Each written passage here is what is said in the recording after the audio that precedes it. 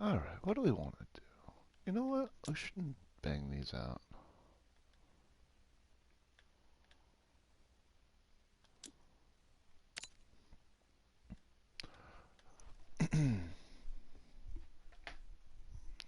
Alright. O hero of great renown, our kingdom, which doubleth as a course a course of Goth and a minister is besieged by the three enemies, as old as time itself, grime, filth, and squalor. It was once an arena worthy of great champions, has alas fallen upon misfortune, and now resembleth the leftovers of an ogre's picnic. In sooth, 'tis the foulest, the most I can't read most fetid golf course of any man, woman, or child has ever had the misfortune to say. It's doing like a thing. It's doing a thing. Like hear ye type thing. Thou and thine magic wand art, much celebrated throughout the realm, and doth come highly regarded, which bodeth well, as this art no challenge for the faint. As this art, oh, as this art no, I got that, for the faint of heart, or greaseless of elbow, except at thine peril, or souls be damned. Well, that's funny. Lady Pip of Loganberry.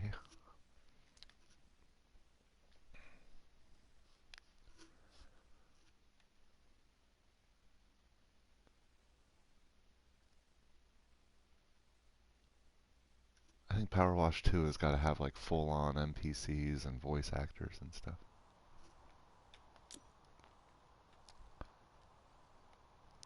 Okay, alright, this ain't so bad. Actually, oh my god, it's huge. Oh, I'm out of bounds. Okay. Okay, this is kind of fun. Okay, this place is crazy big. Okay. We ain't gotta do the outside, we just have to do everything on the inside, alright?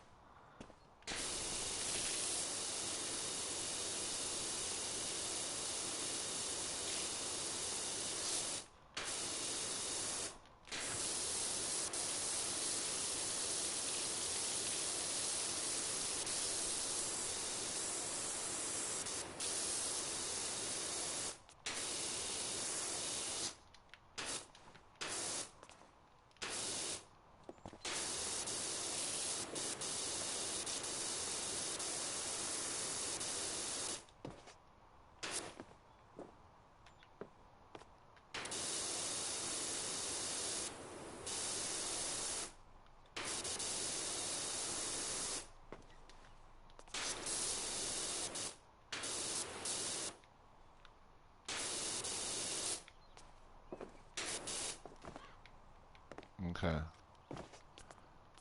Oh my god, really? We have to like get up here and get, oh shit.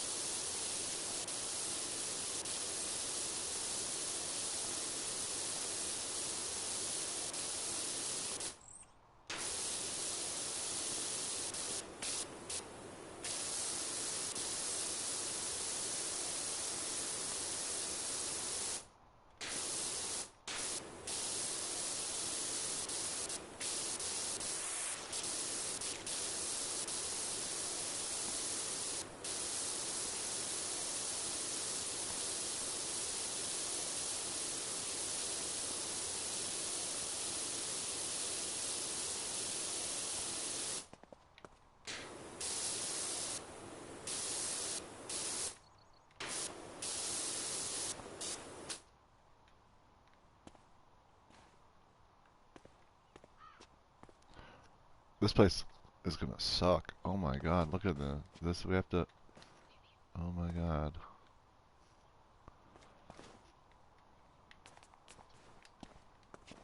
Alright, I'm gonna do all this edging. All the edges first.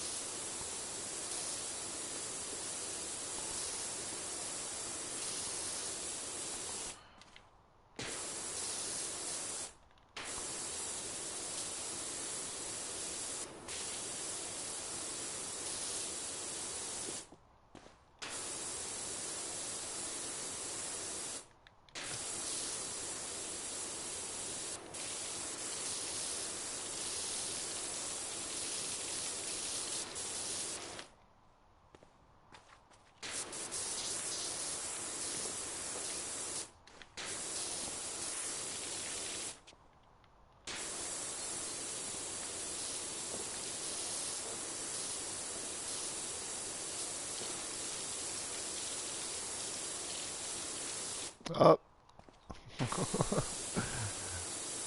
that's fun.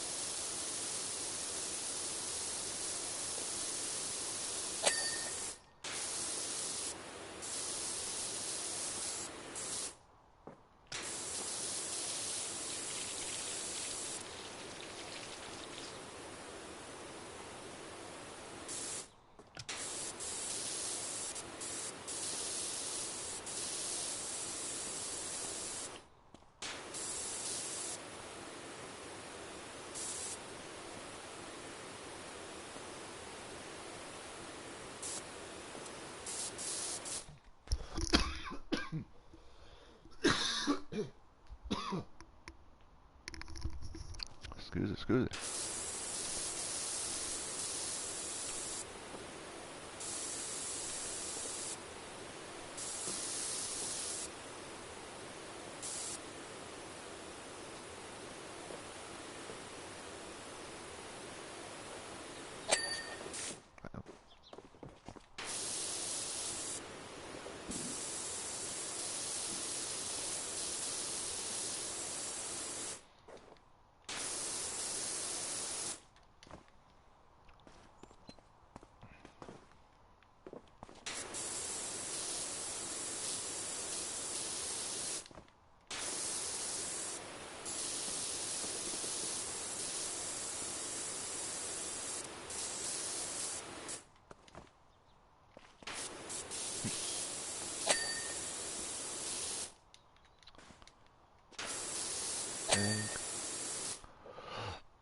All right.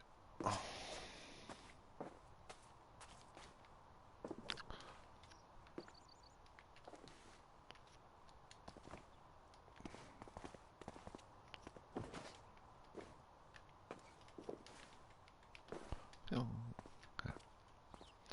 All right. Let's continue this bullshit. All right.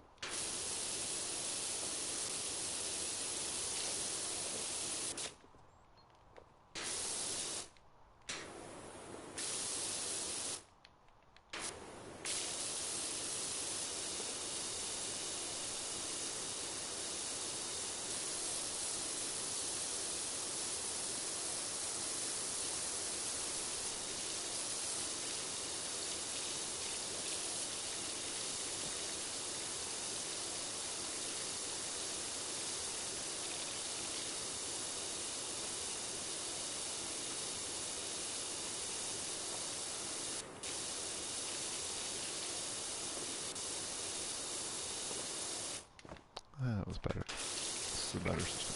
Okay.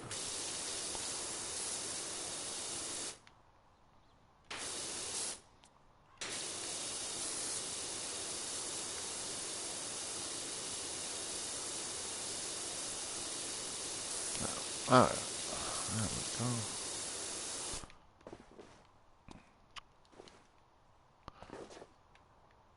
Frickin' castle. Okay.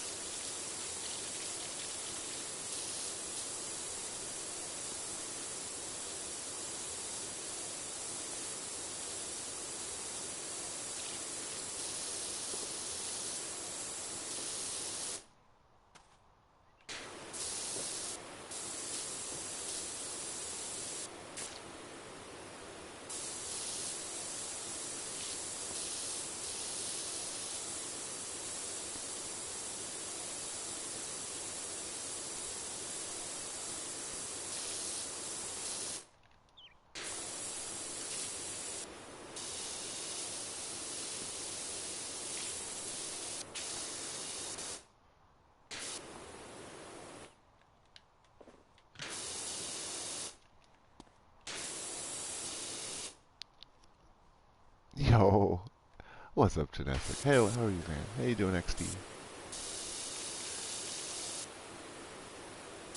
Came for this fucking hot, exciting gameplay. Yeah.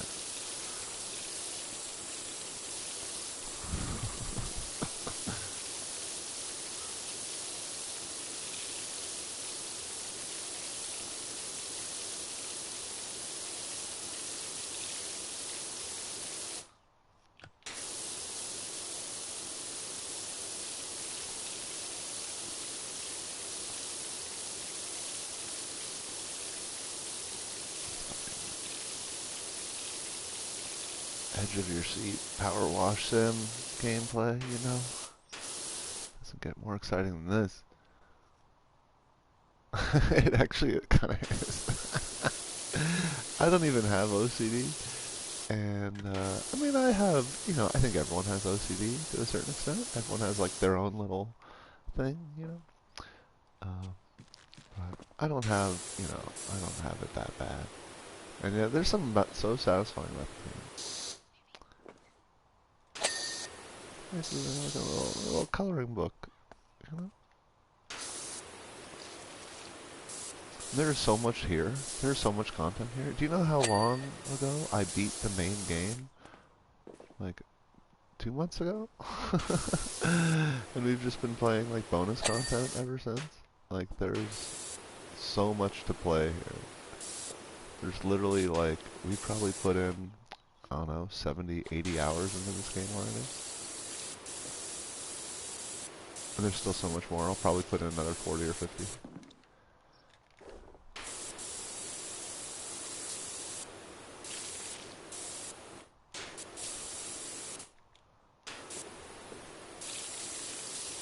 We still got like most of the DLCs to do. Still got more Buckingham file content to do. This is called an odd job. This is like a part of the, like, I guess like a free, I guess you could say this is like free DLC that they gave. It's kind of like bonus content after the main game.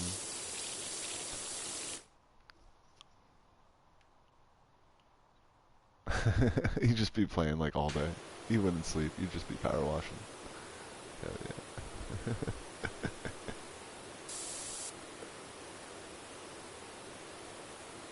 There's a couple levels too. Like this is probably more like an hour and a half. Let's see, how long have I been doing this for? Yeah, this is probably like a 2-hour level here. There's some levels that were like 5, 6, 7 hours. Like the aquarium, this aquarium level. I mean, you had to clean like a whole aquarium with multiple rooms, and I mean, that level was huge. The subway level was massive. Just to clean this massive ass subway. I just like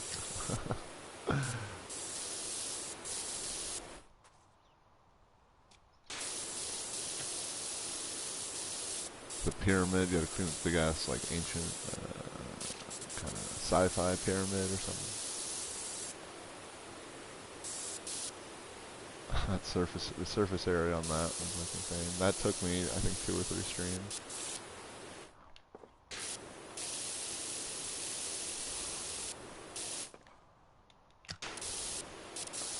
Get those angles, you know. Right.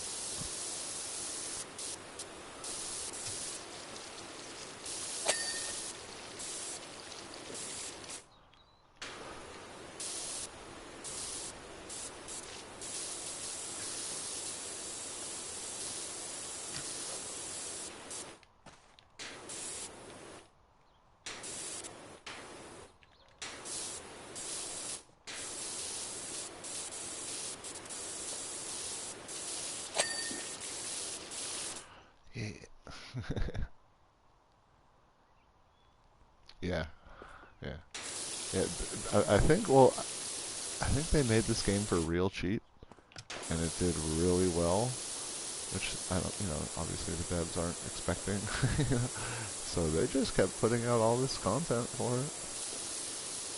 And fuck it, y'all are eating it up. We might as well. They actually just up until a couple months ago, they're still releasing DLC. They like the newest one was just a few months ago. Wallace and Gromit DLC.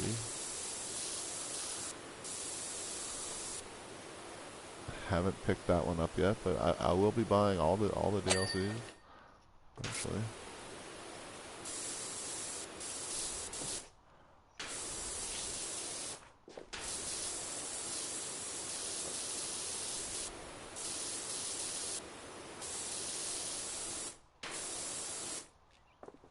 Alright, I'll probably get going down.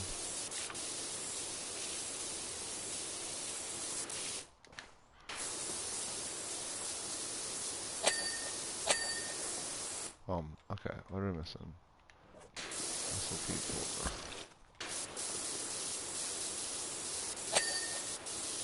There's the border. Okay. Think. Give me that. Yeah. Okay.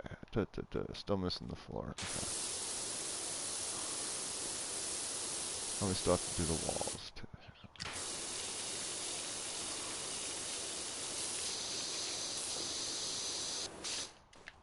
This game is distracting. It keeps like pulling your attention all these different ways. My goal is to like do all the intricate stuff first, like all these like all these like castle features, and then you could just go crazy on the floor and the walls after that. Usually how I do. Yeah, there's like meta on how to play this game. We were just talking about that the other day. Like what a speed run looks like in this game. It's insane. People who speedrun this game look like crackheads. You have to like, hold on, so you put the nozzle like this. And you put on this one. Wait, where is it? Oh, I don't have the triple. Oh, they don't give me the triple for this. Oh, interesting. Anyways.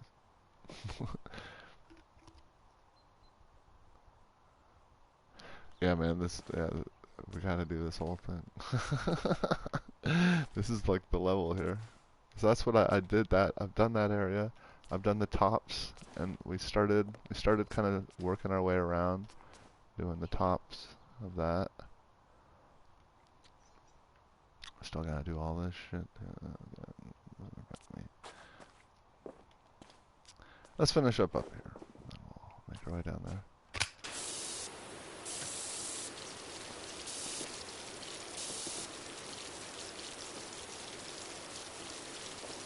This actually might take a couple streams, to be fair. I don't know if I'm going to get all this done right now.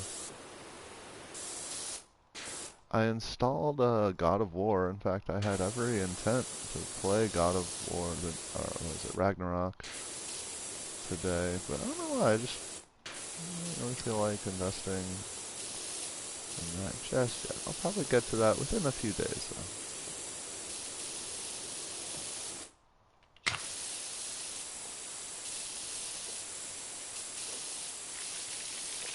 It's like a 25, 30 hour investment.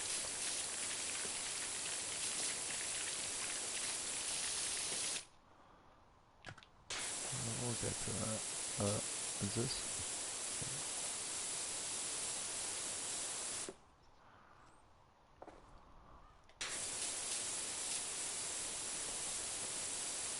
See all this intricate shit you gotta do? I'm not fucking around.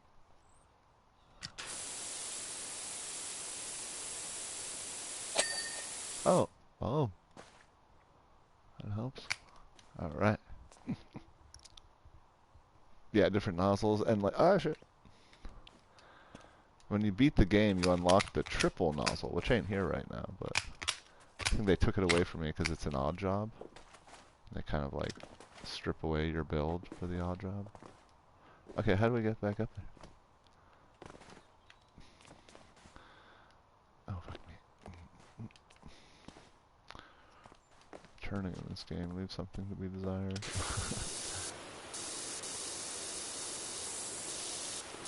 Alright. Could always mess with the sensitivity. Also, I'm playing this on the PS4. You know, you just got it for free in the PS Battle Pass, so I would prefer to be playing this on the PC so we could like listen to some music and stuff. I think that's the one thing I'm missing. Is being able to like have my own background music. But I'll be buying Powerwash Sim 2 for the PC for show. So we can do that. Hopefully it runs fine.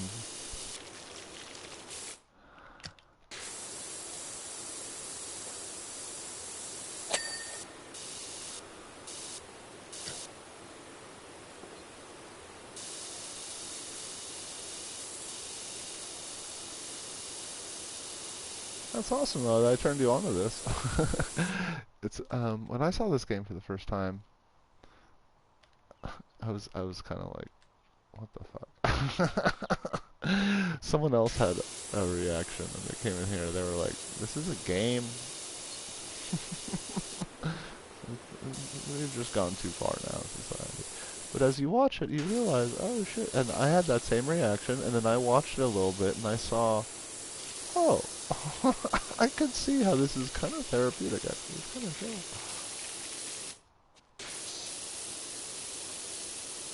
chill. And at least while you're playing the game, the main game, there are like slight RPG mechanics. Like your power wash levels up throughout the game, and it gets like stronger and stronger the more you play, and the more you like invest in it and power it up. It's actually kind of cool.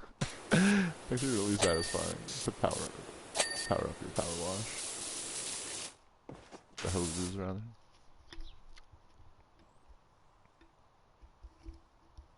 I think it does. I just don't know how to do that. There probably is a way where I could like download music to the PS4 and have that running in the background. I think there is a way to do that. I know there was a way to do that on the PS3 even. So I think you could do that on the PS4.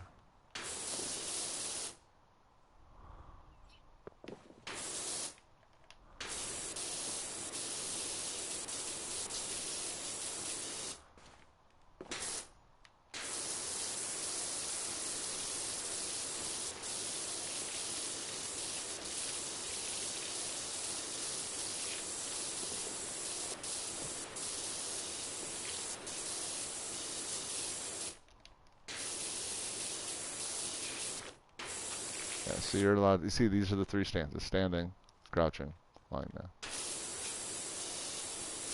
Yeah, gotta balance between the three in order to get all the nooks and crannies.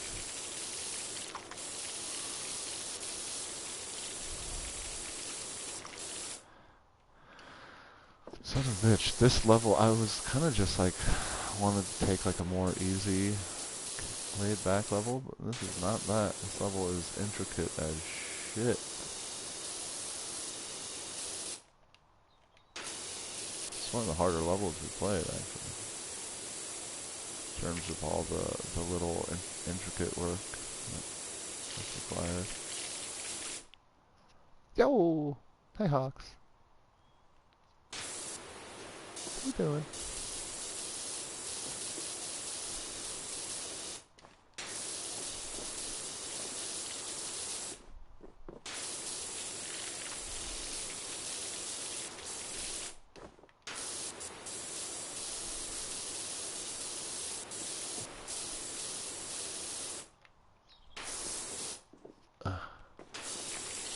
Really gotta get in there.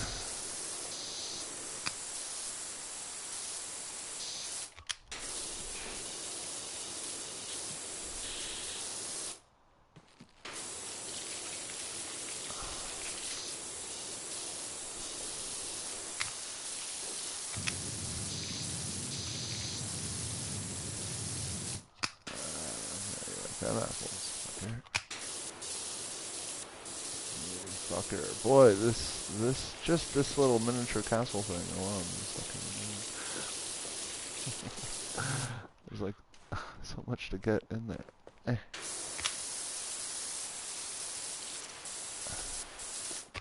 Okay, we've made our loop around at least. Jesus Christ.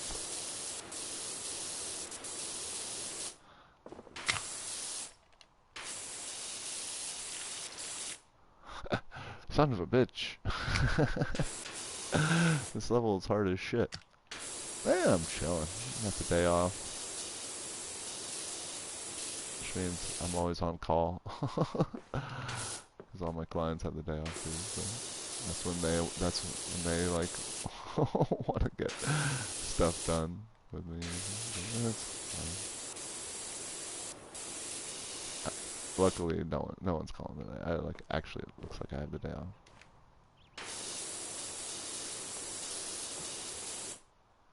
So that's nice. I spent all day yesterday cooking some lamb stew.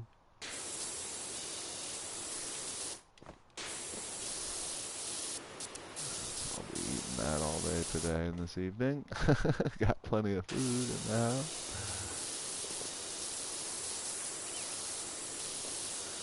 To say the least.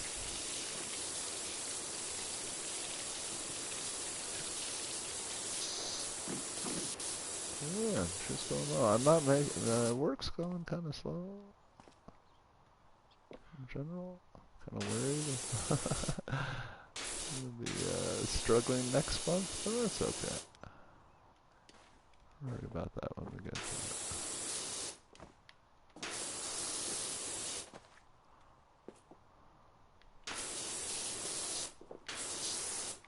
it. Okay, I think this whole bottom thing is done.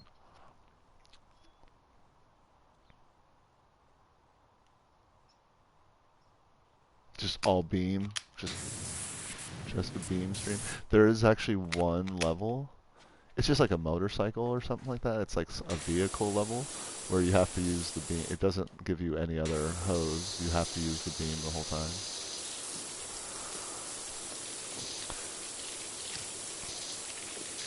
That level is actually hard as shit. At first I was like, oh, easy peas. But oh, we're stuck with this fucking thing. It's like kind of hard. I might need to get the ladder up here.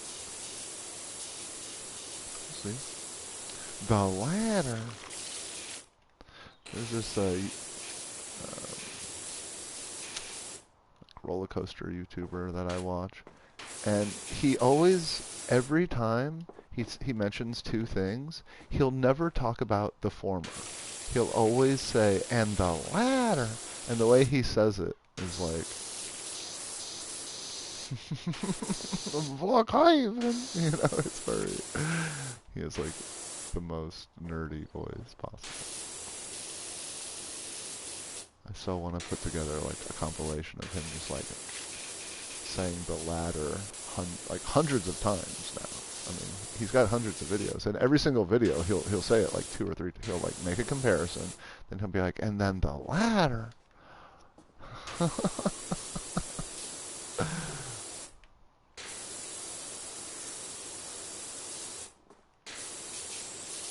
I don't think he's aware if he's doing it. I don't think he's aware that there can be a former as opposed to the latter, you know?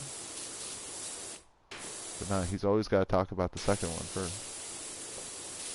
He'll even, like, work the sentence around in a way where he won't ever... you know what I'm saying? Where he won't have to talk about the former. You know what I'm saying? It's hard to explain.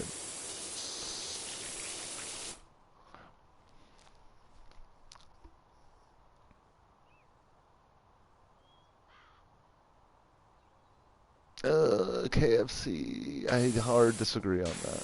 There's so many fast foods that I'm down with while I'm eating it. Of course, I hate fast food the day after and after I've eaten it.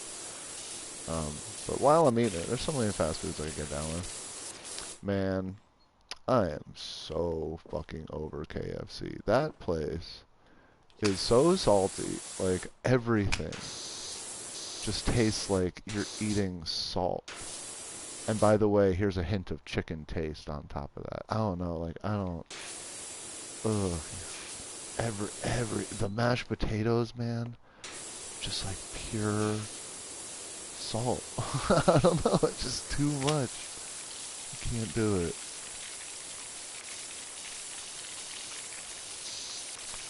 Also, we got a really good bomb fucking fast food Mediterranean here in LA. It's called Zanku Chicken. And there's like never any like if we're gonna get fast food chicken, we're getting Mediterranean. We're getting cheap ass. Zanku. Zanku is fucking bomb. It's not even that fast food it's fast food for Mediterranean food, but it's still like kind of good healthy food. But I don't think anyone from that area would consider that like at all on the level. You know what I'm saying? It's like really Americanized, like homogenized version of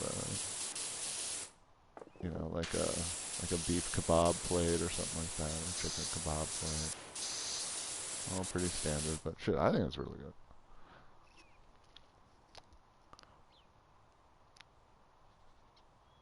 Oh, your KFC's different? Different. Sure, and different ingredients, I'm sure as well. Yeah, true. What were they saying? That McDonald's, when you go to, what is it, Belgium? That McDonald's in Belgium is actually like kind of good. It like tastes different. I mean, obviously McDonald's tastes different everywhere you go. Once you get out of the States, I hear it actually tastes really good. You just need to get out. So the whole castle's done. Boom. That's all just counts as one piece. All right.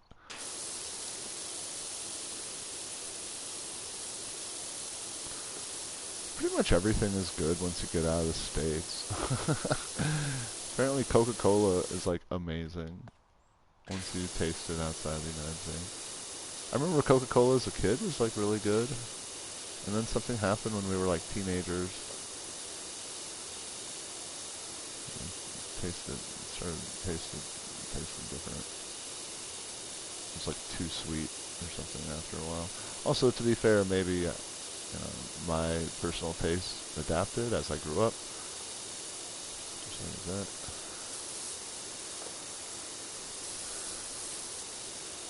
But I'm pretty sure it like changed. And all of a sudden, it's just all high fructose corn syrup. It wasn't always like that when we were growing up.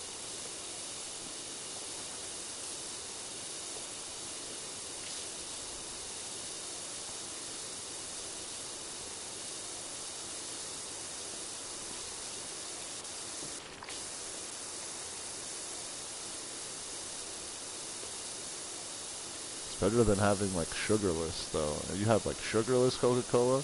That is the most disgusting shit in the fucking planet.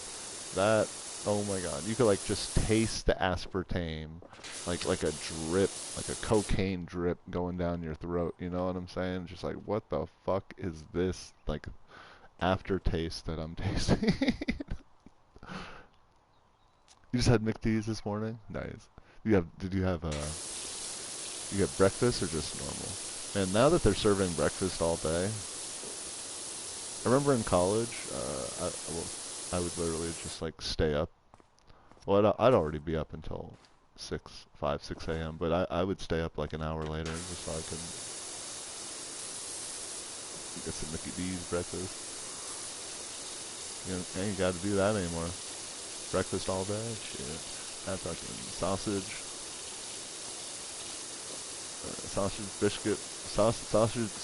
biscuit with egg.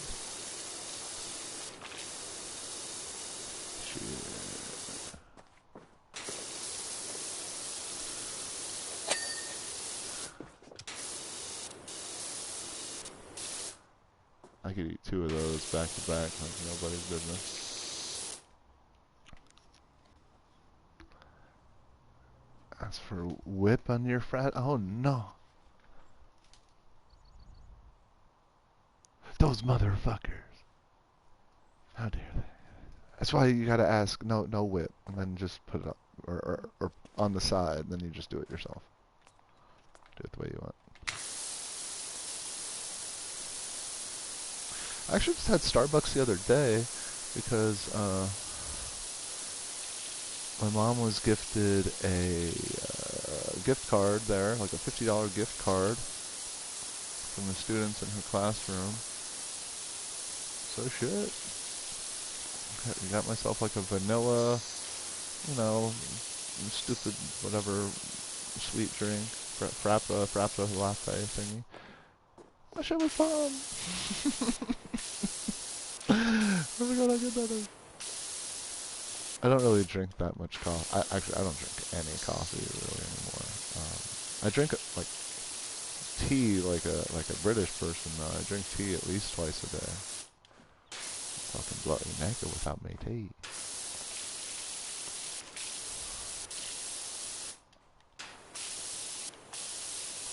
I have tea after lunch. I have tea with dinner. Always tea with dinner.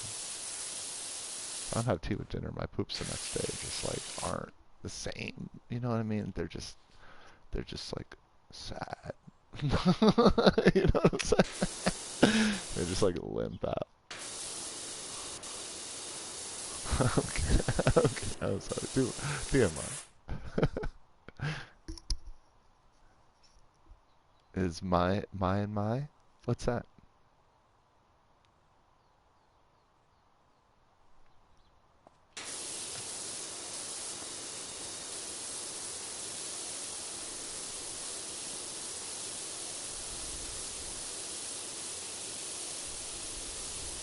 You know what I used to love as a kid, and nowadays if I have it, I'll like, gives me like a gag reflex, is mochi. We used to have every flavor mochi, like green tea mochi, strawberry, mango, chocolate. Man, those were like the main ones. Green tea, strawberry, mango, chocolate. Yeah, we'd have always like just boxes of mochi in the fridge. Nowadays, I don't know, I can't. That outer shell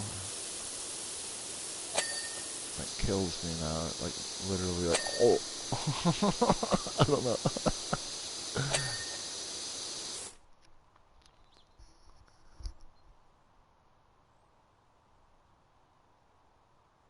Oh, Taiwanese breakfast. Oh, yeah, I prefer. I mean, I actually don't think the coffee is that bad.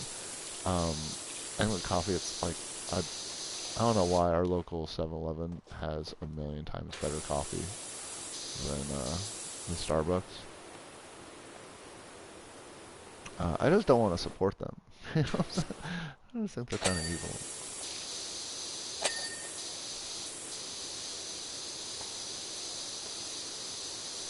I mean, there's certain, you know, when you start doing that and you applying your politics across the board, then you're literally not eating, or you can't wipe your mouth with anything. You can't wipe your ass with anything. You can't put any clothes on your back at that point. You're just going to be like a miserable, bitter person with an empty apartment. So you gotta.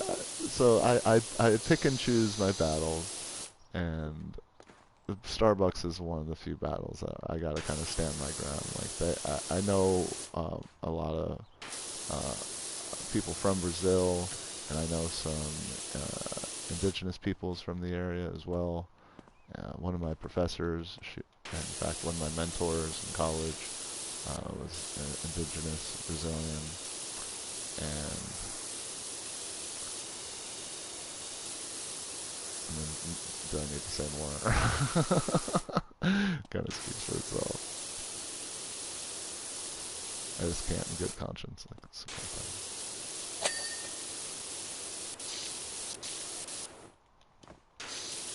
Yeah, I've heard some really fucked up stories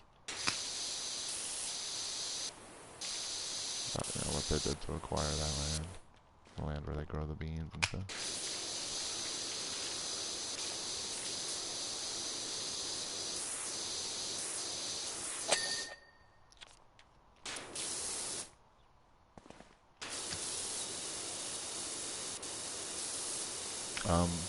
There's other companies I should be more like Procter and Gamble and shit, but I'm sorry. I think it's Bounty that I get from them. Man, no other paper product is as good as fucking Bounty. Bounty is like the fucking bomb shit. It's like this fucking quadruple ply, you know, napkins that function as like paper towels to like for real.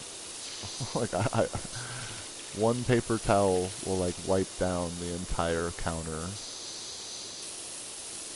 and then some.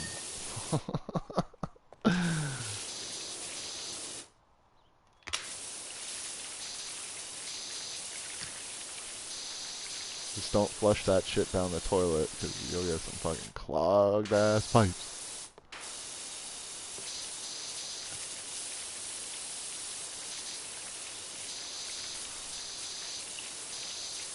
Whenever I'm traveling, I have like a whole stack of those paper towels with me, and they double as everything. They double as toilet paper. I mean, they double as,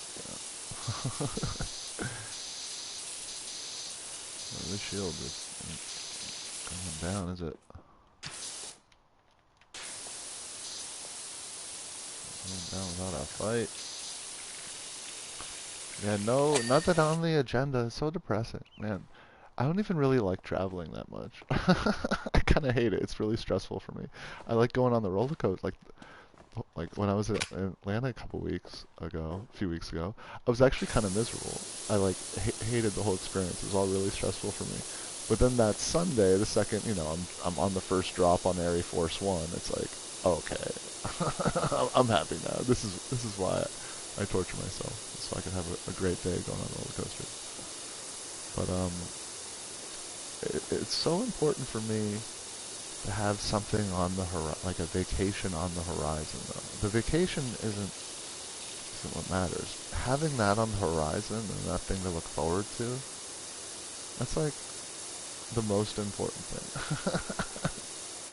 So like I'm a little depressed right now because I can't really like afford anything to do anything at the moment.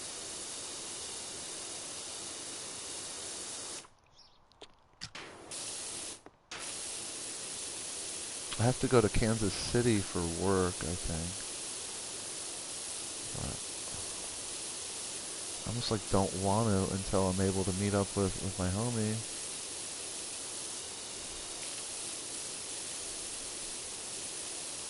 I don't want to go out to Missouri without meeting up with him.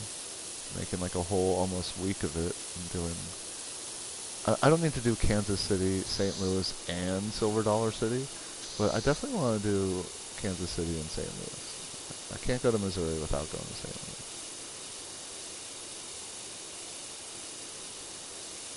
Visiting my homie.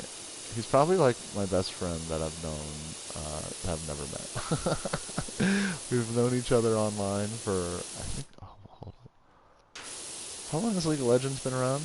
We're now on season 15, 16? Yeah, so we've known each other for like 13 years.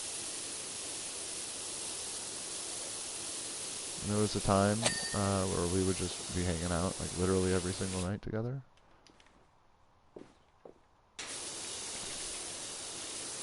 So that would be someone I would really like to meet up with. Yeah. But he's around here once in a while. He's a mod. He's a mod here. Beats Pro. I don't think anyone else is around here, but he shows up once in a while. He doesn't really hang out on Twitch, though.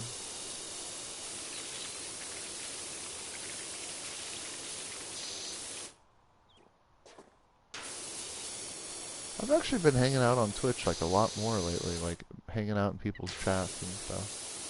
Not doing more than just lurking, like actually like hanging out with people. Not much work-wise, yeah. A little extra time in my hands to do that. Okay, let's get this frickin' shield. The shield isn't going down. There we go. Jesus Christ.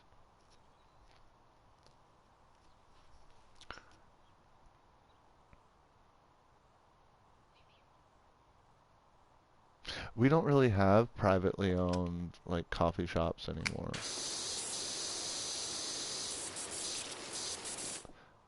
Like we do, but they are so bougie in LA and so expensive.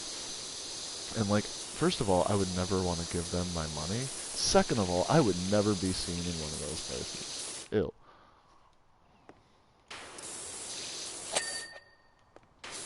Ew, ew, ew. People who fucking hang out there are gross. They're like all like vegan and like they don't shower or. I mean, I'm sorry. I don't get this whole new rose water. I get that people are healthy and they're not using all this stuff with these chemicals, and that's good. It's not good to be using this shit with all these chemicals on your body and whatnot. But whatever just happened to deodorant? I'm sorry. So we can't use deodorant anymore? You use rose water? Do you know how musty you smell after a day? If you've just used rose water, it's like I'm sorry. There's like a couple people that I've worked with. It's like they're like all holistic and shit. It's like, yo, yeah, like you smell great for the first couple hours, and then noon comes along, and you're musty as fuck, yo. Like, what the fuck? I gotta work with you. I can't say anything because it's like so rude. To be like, yo, dog. Even to like passive aggressively be like, hey, what kind of shampoo do you use? What kind of deodorant do you use? Oh, you can't really do that.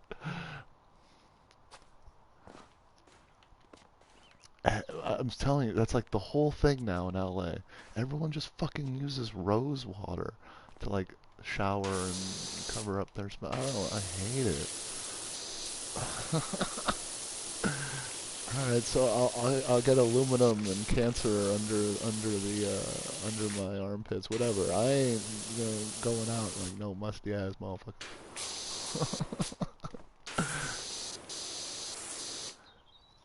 The person in the morgue, the mortician, when I die, they're gonna be looking at my body. They're gonna be like, damn, this motherfucker was hygienic. That better be the last thought going through the last person who sees my body.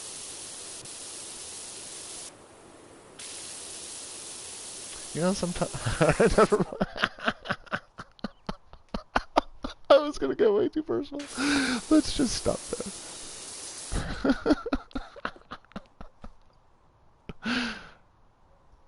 Fuck it.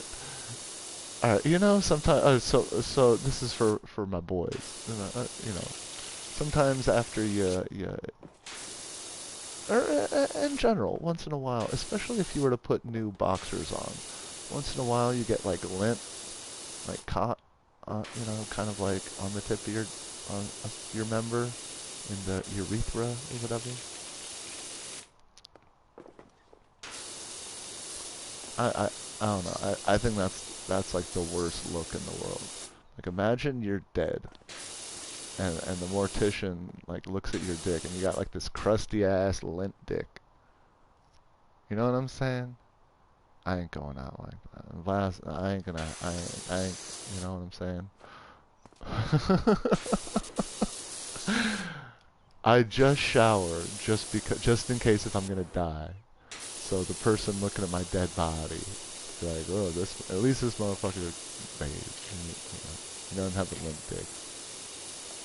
That's really all I want out of life. As long as I don't have a limp dick at the end, then I will have done something of meaning. That will be... Okay, I'll shut up.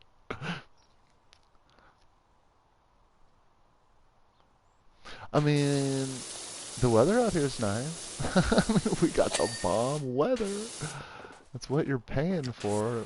Other than that, it's not like you're paying for great company or anything. Everyone, do you know how much people have like grown to suck even more in this city? How everyone like exists in such a small little bubble, and everyone thinks they're a fucking entitled like know-it. Well, they don't think they're entitled. Everyone is entitled. And they think they're all like, everyone thinks they're a fucking know-it-all.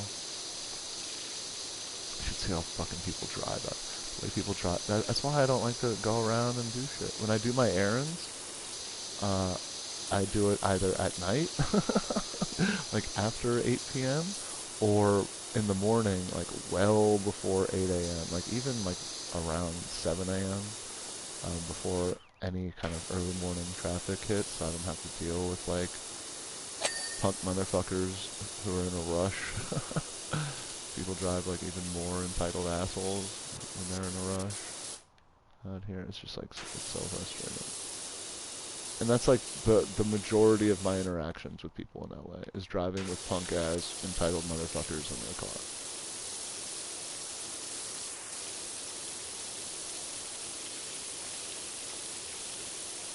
Or like or just people in my building, man. There's people I say hello to. We're stuck in the elevator together. I say hello.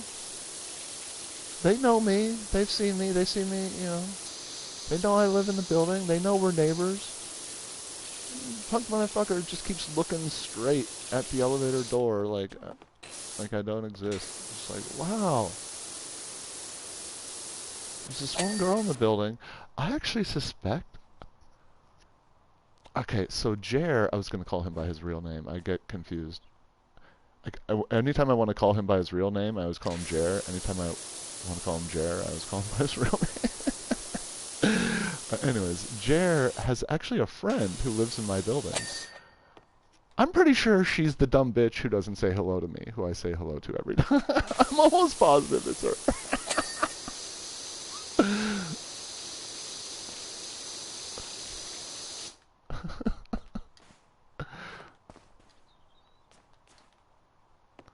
How are we doing?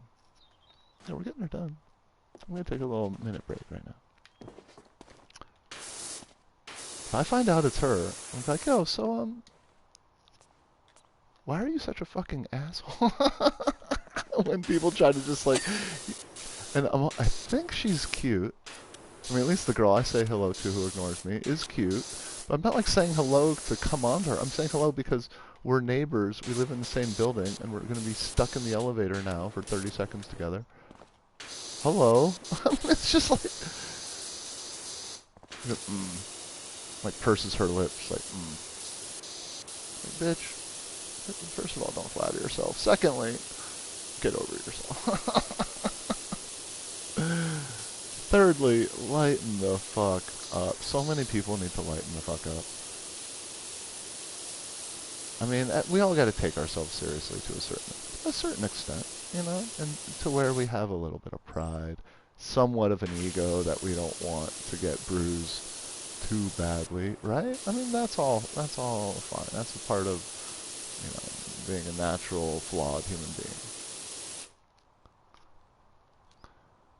Yeah, Chilger. Yeah, exactly. Yeah, we're like homies. You know, he lives like real close to me. We've kicked it a couple times now. We've been to Knott's Berry Farm together. We've been to Magic Mountain together. We were just in Magic Mountain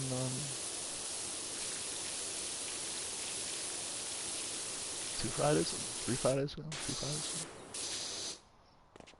You know, Magic Mountain's way too much, man. We spent all day there. I am never gonna do that again. We both had a headache. Not a headache the next day. We both had hangovers the next day. Not just headaches. Fucking full-on hangovers because of how concussed we were. There's just so many positive. It's just because all those rides were made in the 90s, and it's just all like intensity, intense positive G-forces all the time on every ride. Yeah, like half a day at Magic Mountain feels like a full day at any other park. And yeah, we spent a full day there. And we went on Tatsu and X2 in that order back to back, which is kind of fucking crazy. Like, after you do that pretzel loop, you should probably take a break and do something more relaxed. But no, we went straight to X2 after that. And we did X2 in the back row, which...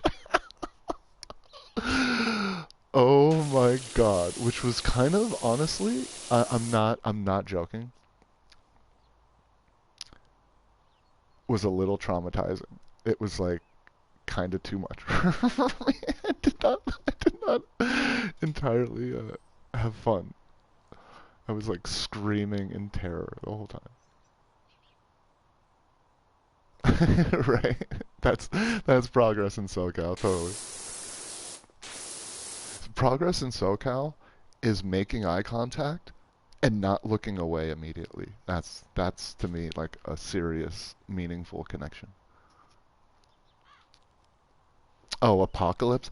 Okay, so Apocalypse was closed when we were there, and Apocalypse is one of the more inconsistent rides that I've ever been on.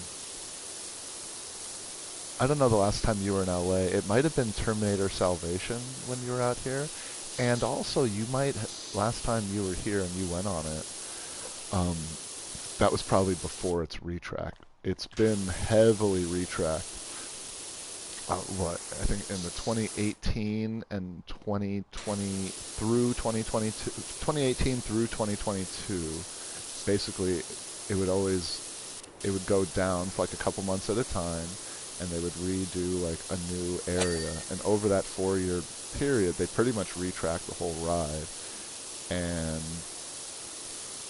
I mean, it runs really well now, but it's still like weird and inconsistent and kind of temperamental. Like I've had rough rides on it.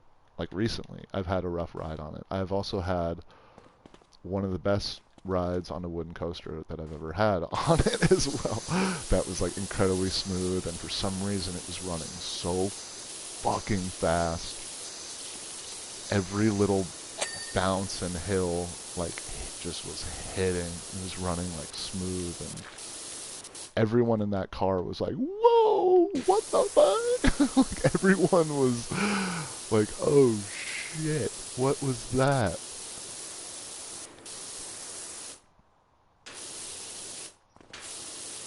Remember the kids behind me? They were like, "That just shits all over Ghost Rider." And I was like, I turned around. I was like, "That's a little blasphemous, but at the same time, based on that ride we just had, I can't argue against that." This is one that, I mean, oh my god, that ride that day, fucker was hauling.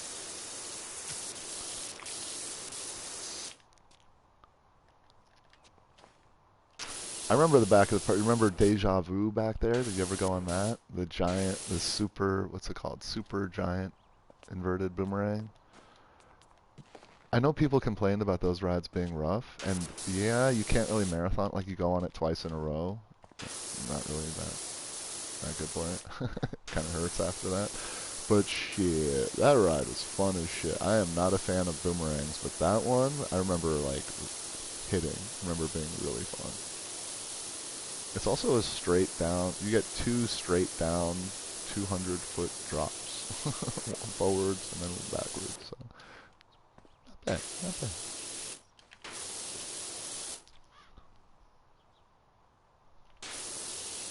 Yeah. There's now, I was gonna go on another one like that. It's called, I forgot what it's called, Goliath at Silverwood. They got one of those there. Silverwood in Idaho. That's actually gonna be one of my next parks that I go to. So yeah, Worlds of Fun, Silverwood, potentially Carowinds at the end of the summer. I'm almost positive I'm going to cancel that trip though. I just think it's going to be way too expensive.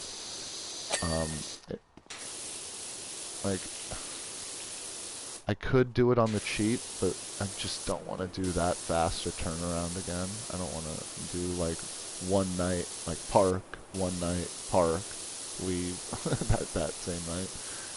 I want to like have a travel day, then then do like a full park day, and then like a half a park day, and then like another half of that day to like chill and do touristy things whenever I want in Charlotte, and then like travel day, you know.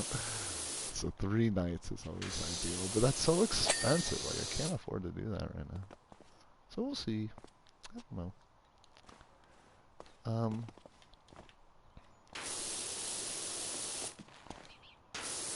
I've also not been spending much time in Osprey Farm this year. I think I've only been there 3 times, which is like crazy. This time last year, I'd already been to Knott's like 8 times or something like that. I went so hard last year. I mean, I got over, I think just last year alone, I got over 200 rides on Accelerator. Maybe almost 200. I don't know if I got over. Because I've had exactly 250 now. I've counted every single ride.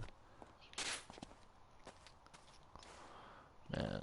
y'all know about Accelerator? Are y'all knowing about Accelerator? Silverwood is meh. It's supposed to be real pretty though. I got a piece of waiting for me up there, so you know what I'm saying? That's an excuse for me to get up there.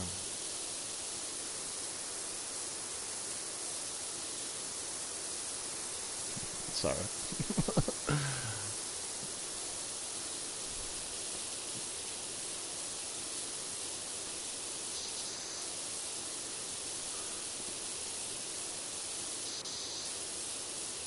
I think I would like Silverwood just because it seems like it would be. It's like actually, I would do a quick turnaround for Silverwood for sure because that's just a 1 day park for me. So I would just spend a couple nights.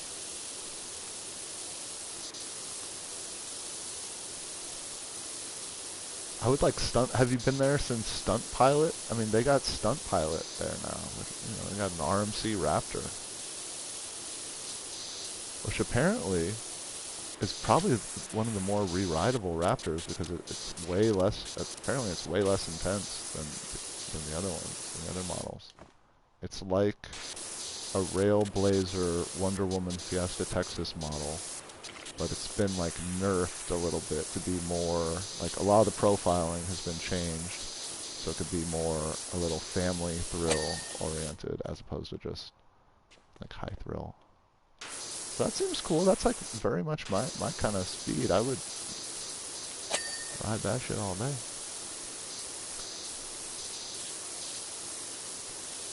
I would mostly be going there, I mean, not for like the coasters. I'd be going there just for like more of a vacation and relaxing. And also the history. There's like a lot of roller coaster history there. I mean, they got Boomerang there, which not Boomerang. They got what's it called? Corkscrew, the original original looping coaster. That was originally in Knott's Berry Farm.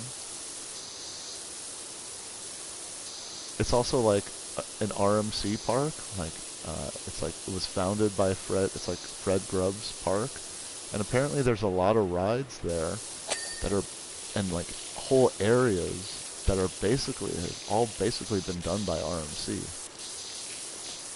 It's like a lot of rides that are basically uncredited RMC rides. Like the log flume is technically an RMC log flume.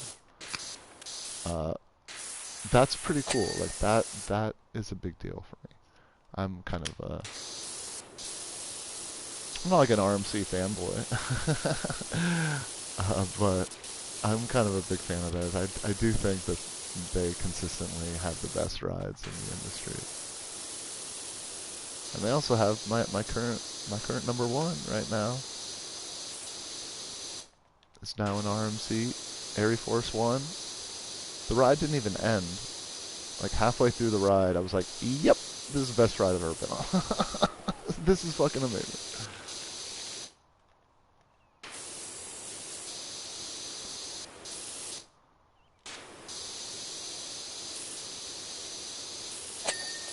I only got one ride on it too.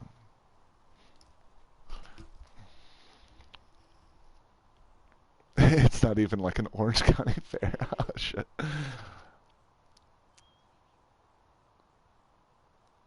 Travel. Oh really? That's so cool. So he travels around doing stuff like that too. Even he's an engineer, but he's what they call an enthusiast as well too.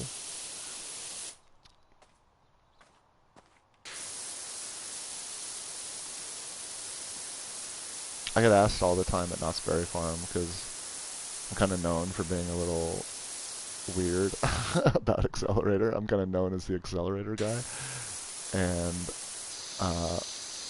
for some reason, all the parents like to tell their kids how many times, like, this is his 15th time on Accelerator today, and then the kids are like, "Whoa, really?"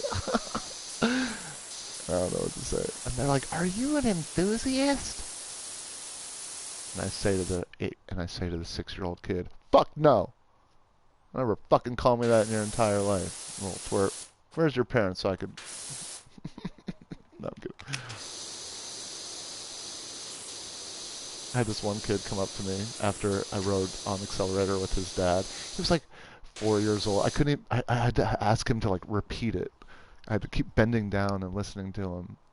He's like, why? Wait, what? What did you just say? Why did you hang off the train like that? It's like, oh, that's dangerous. I was like, don't ever do that. I was checking the wheels.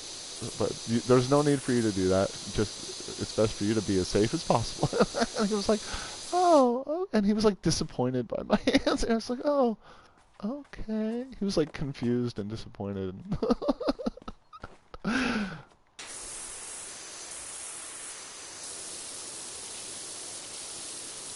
Depending upon what side, especially if I'm on the left side, like, as we're going through the victory lap, I'll kind of like hang outside the train.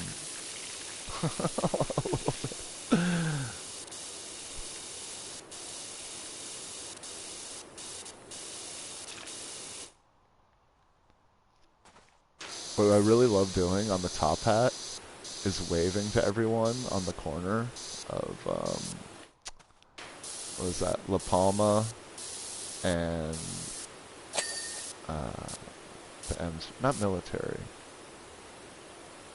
I think it's La Palma and Western. Yeah, La Palma and Western. It's always like a big trafficy corner that like is sitting there right under Accelerator's top hat. And you know they're looking up at it as it's going up. So I just waved. I'm just waving like, yo, as we're dropping down too. It's really fun doing that. You know there's at least like a few people that are getting a kick out of seeing that.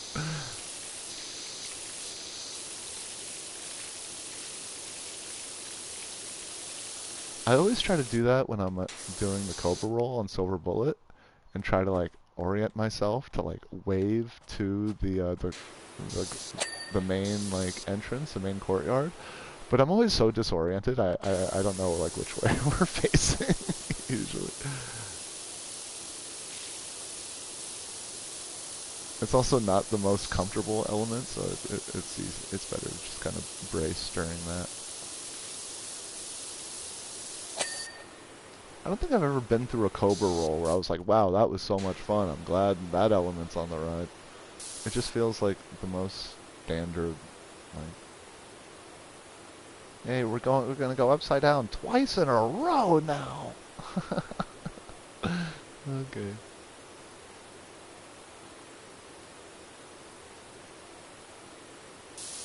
I love Revolution at Magic Mountain.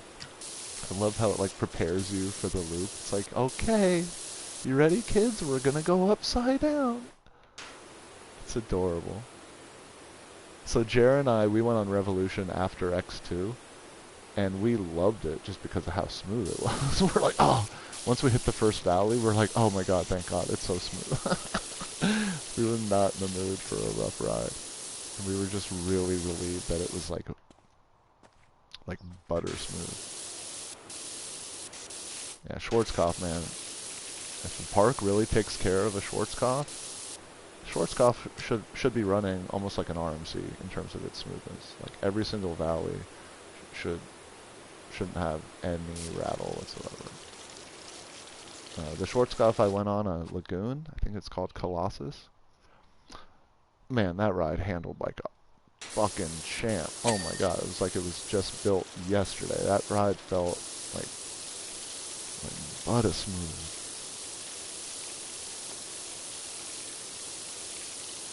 I need to have like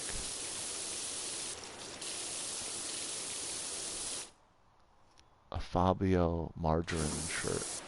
I can't believe it's not Fabio. My sister has the most amazing Andy Warhol mural. It's like a Fabio, like 80s Fabio pastel, like Foursquare of Fabio, like Andy Warhol style. Oh my god, it's so sick.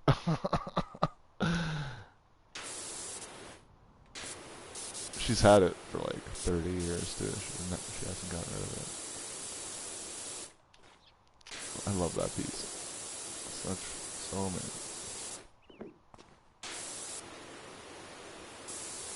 What ride was that where Fabio got knocked he was riding on the front row and he got knocked in the face by a seagull?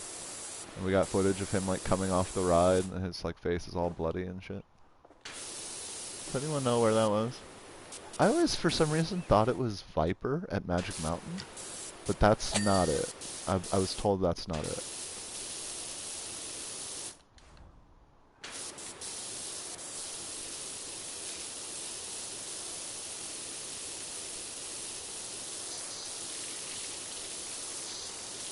I've actually been on that ride. Yeah, it's probably really easy to look up. It's funny how often, like, that will come up in a conversation if you're at an amusement park or a theme park. Or how often you hear people be like, yo, that's some Final Destination shit. I've heard people talking about Final Destination 3 in a queue of a roller coaster so many times. The queue of Full Throttle. They were like, nah, I ain't going on that because it's blah, blah. It's like, bro, you know these things are safer than being in a car or being on an airplane. Like, the safety standards for this industry is so stupid high that if you were to break a nail on a roller coaster, you would be so lucky. And you would be immortalized forever. And the industry would literally change overnight because of you. It wouldn't just be like pushed under the rug. You would actually have impact and influence if something like that were to happen to you. And your family would become multimillionaires as well. Because even though you do sign your life away, and anytime there's a major lawsuit, the families, I mean, they never win, but the parks always settle for, you know, an undisclosed amount, which means that's anywhere from $3 to $5 million usually.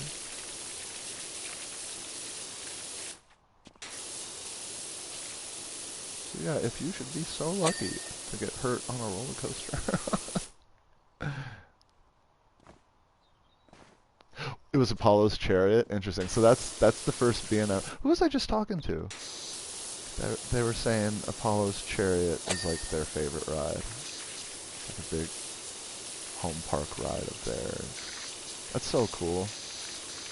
I just went on my first like kind of official B&M hyper. I mean, I've been on a bunch of hypers. I've been on B&M hypers. I've been on Raging Bull at Six Flags Great America. But that's not like an official B&M hyper layout. You know what I mean? I just went on Goliath for the first time at Six Flags over Georgia. And fuck, oh my god. One of the most re-rideable rides I think I've ever been on. Unfortunately, I only went on it once because I was in a rush that day. It was thunderstorm. I had to go to Fun Spot that morning instead of the night before because it was thunderstorming the night before. So I had to like cram everything into Sunday basically. So I didn't even get to re-ride Area Force. I literally re-rode. I got on every single coaster. I got every single credit. And I was only able to get one ride on everything. It's kind of sad. That's why I like spending a day and a half at a park. So that way I could spend most of one day, you know, basically doing the homework, kind of getting all the credits and doing all the things. And then spending the second day doing the non-coasters and just kind of relaxing, getting my re-rides in. That's why I think that's why I love Six Flags Great America so much in Chicago, because it's really the only park that I got to do that with. Granted, I killed my feet. My feet were like mush for like a week afterwards. But shit, that was worth it. I got so many max force, and Flash vertical velocity, and Raging Bull re-rides. I went on Goliath like 3 or 4 times. Their RMC there, probably the smallest RMC I've been on. I think even Twisted Cyclone is bigger than that. It's literally like 4 elements and then the ride's over. Alright, I'm gonna take a 2 minute break. Wasn't I gonna take a 2 minute break? Like 15 minutes? Let's go do that. I just keep talking and talking. Not shutting the fuck up. Yeah, we're getting her done though.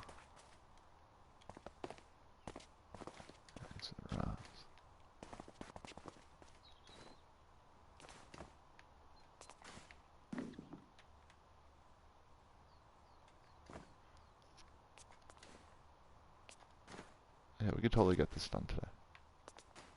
There's still so much to do though, holy shit. But we're getting it. We're doing it.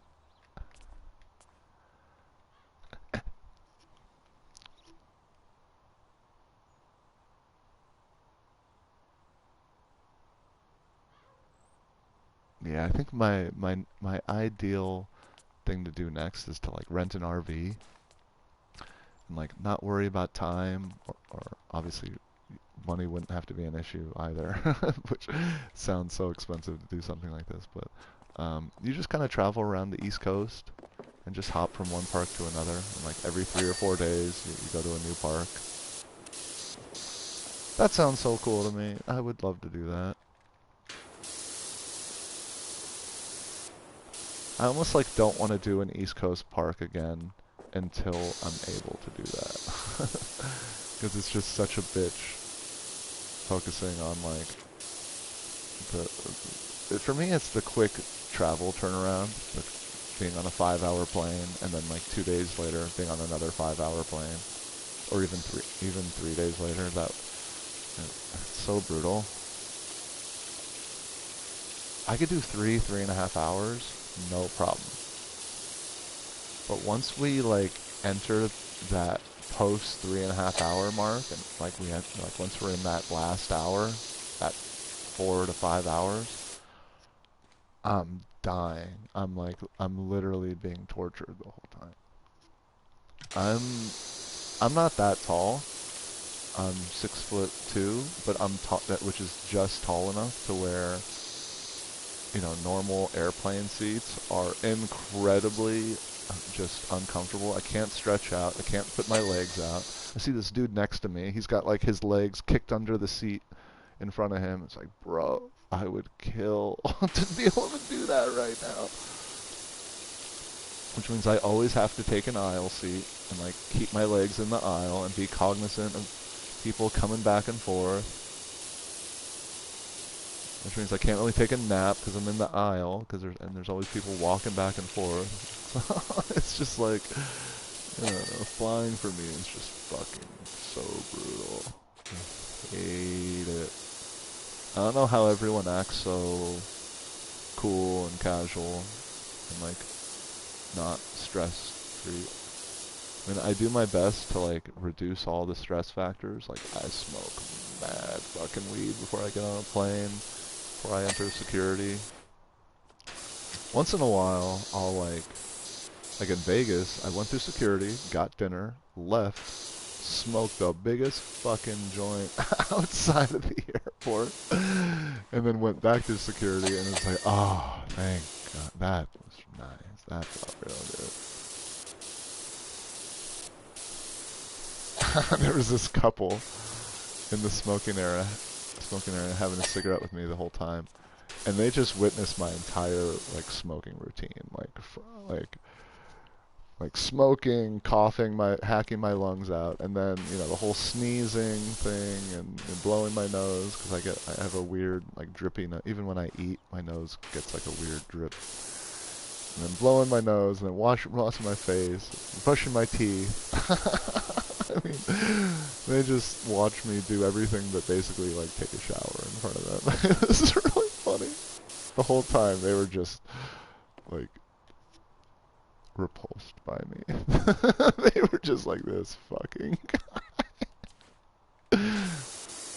Oh well, not my problem. It's like me being bald. Like, I don't see it. It's in the back of my head. It's in the top and the back of my head. It doesn't matter how I angle my head. I can not see it in the mirror. So you know what? It ain't my fucking problem. Let y'all worry about that shit.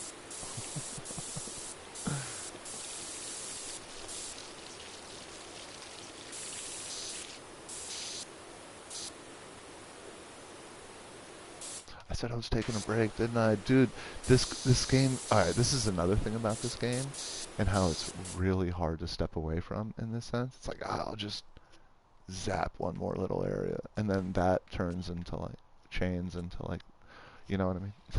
This game. Alright, be right back, just a minute.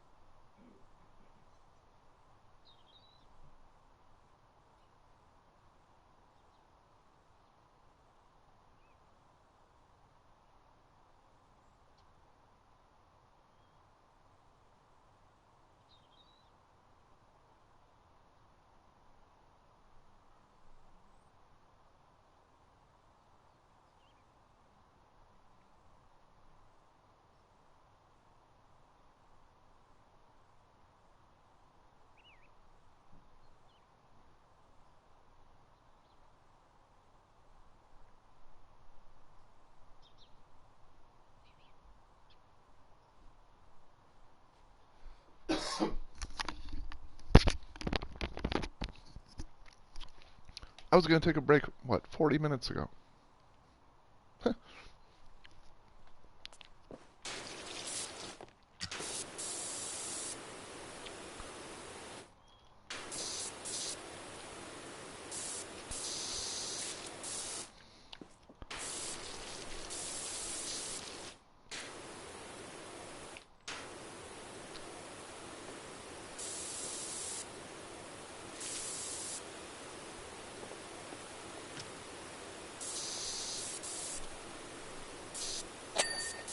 Yeah.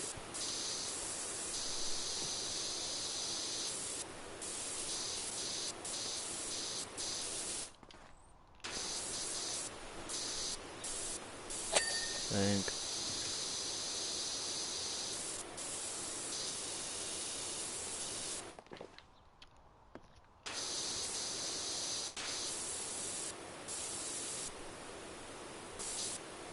Think. Nope. Nope. Where is it?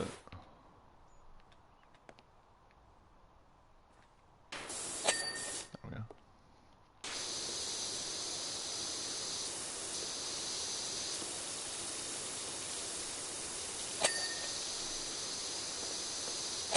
Bam. Okay.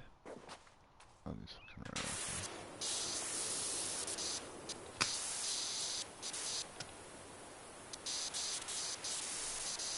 Oh, they all count as one, right? Okay, good. Yeah. Alright.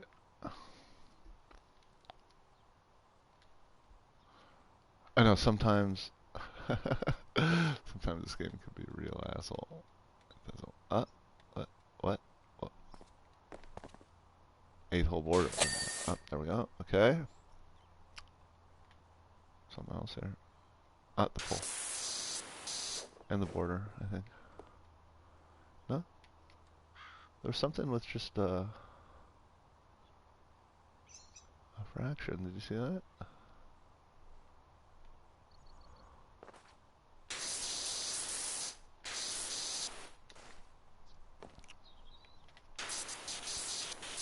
Pink.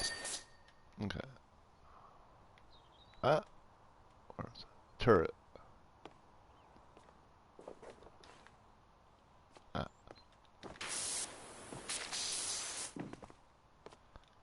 okay, I see. Fucker. Oh. Oh, come on.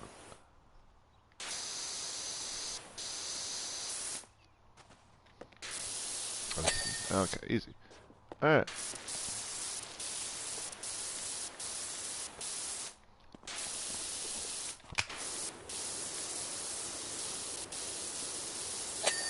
Yeah.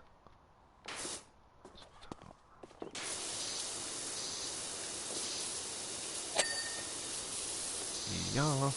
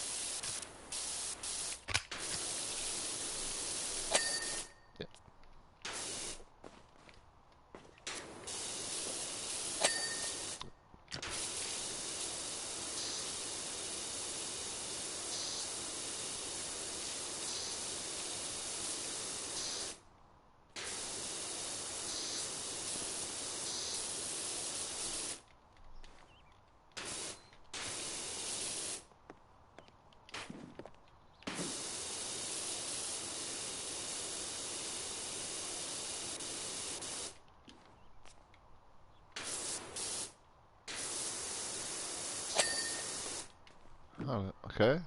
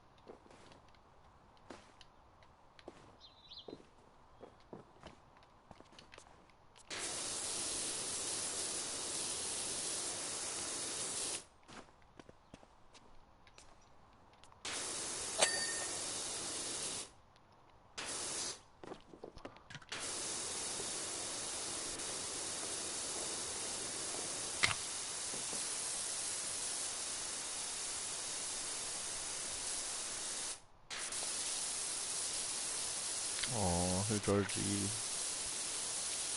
Oh, hey baby.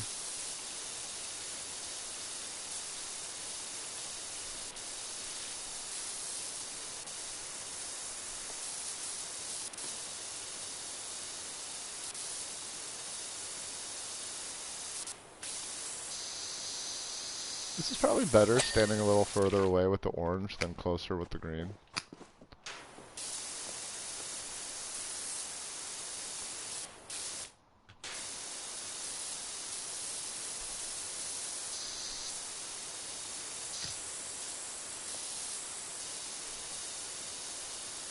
Yeah, I think I prefer this nozzle.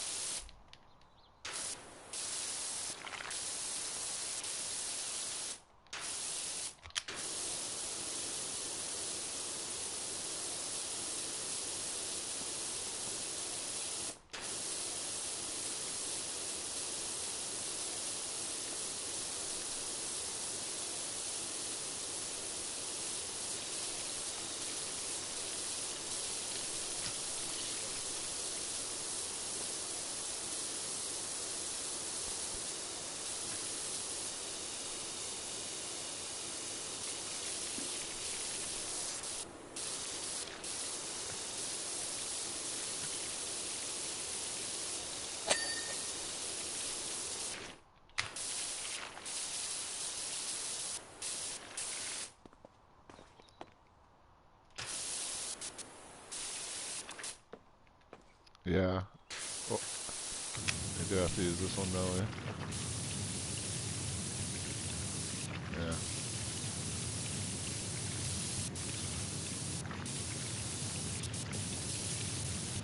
That's funny. Okay.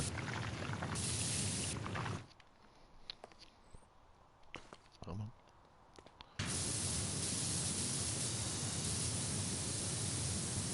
once in a while they'll put like rust on something. You could only get it off with its hose.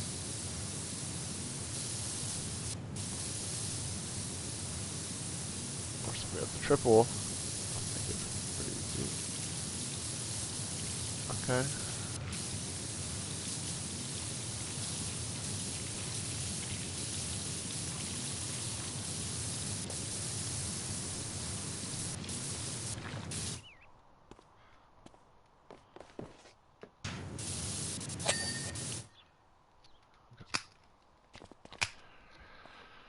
Oh my god, there's still so much to do. What the fuck? Jesus.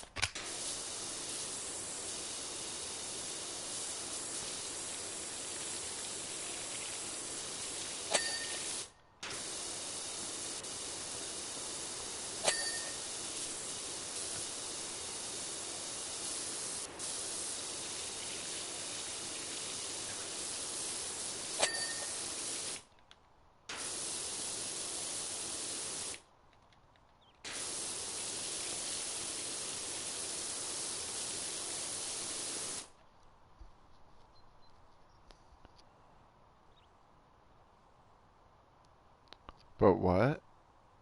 But, oh. Right. That's funny. I didn't get it at first.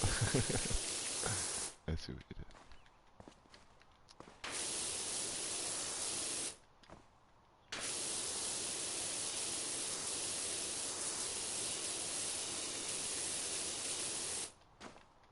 Also, this fucking the Twitch app on your phone, I don't know why it's so bad.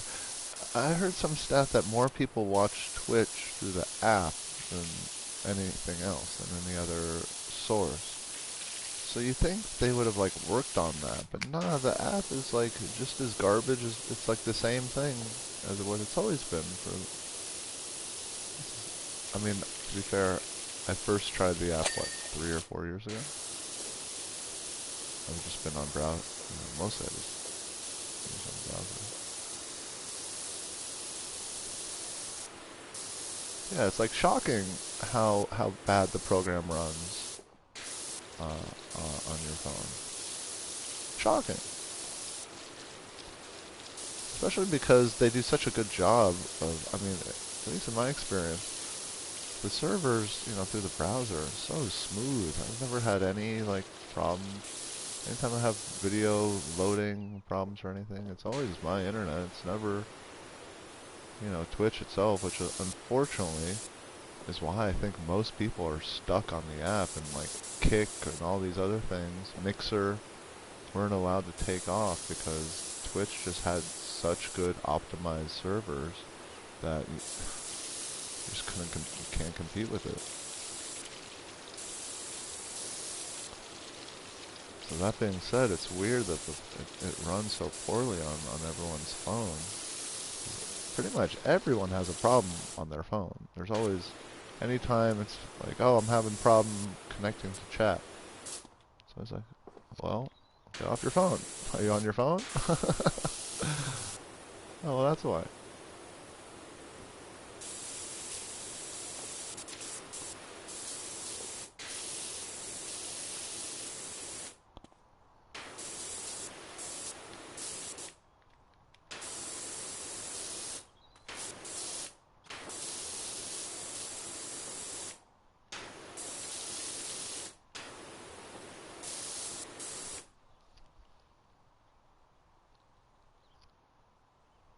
Oh, really? Things do work better now? Okay, fair enough. I guess I don't use the app at all. I'm on it once in a while. Basically when I'm traveling, that's when I use the app. Otherwise, I mean, there's no need for me to, I mean, if I'm just like around LA doing errands, there's no need for me to open Twitter. I don't know, there's, it's only like if I'm alone in a hotel room in a city that I don't know, that's when it's like, okay, I need a little company. I'm gonna, you know, open Twitch, hang out with some people online here.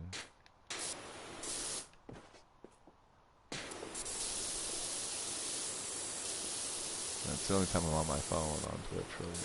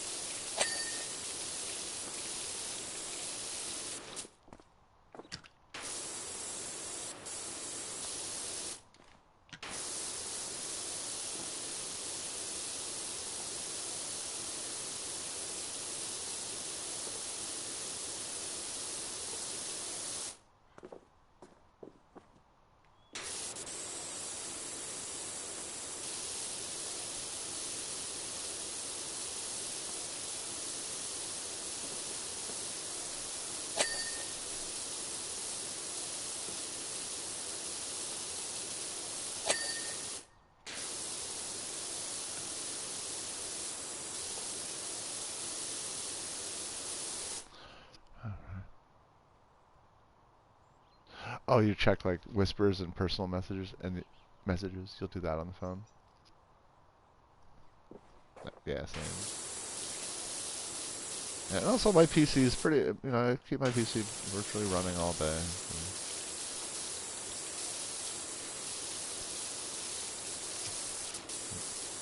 And I got like a whole routine in the morning, and you know, like a lot of people do, obviously. And it's like the fifth, sixth thing bathroom things and such, and then, eventually, alright, click on the computer.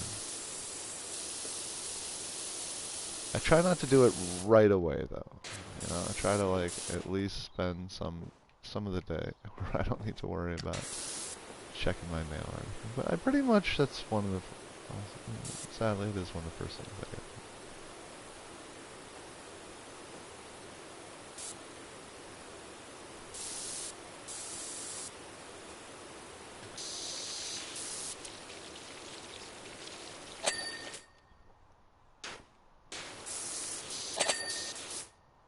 Oh, you have to do the actual hole.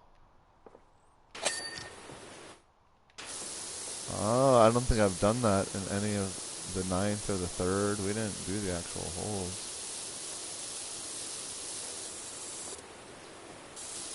Oh, look, we're back here. We're back to the dragon.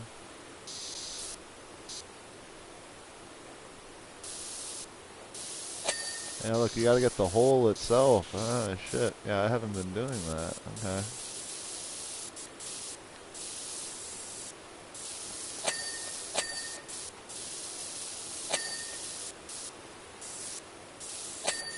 Okay. Flags. Okay.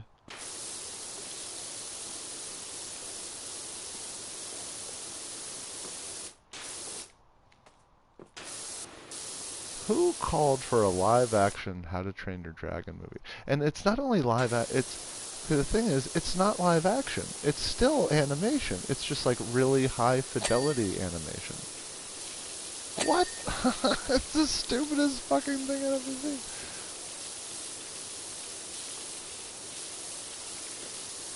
Watch it make so much money.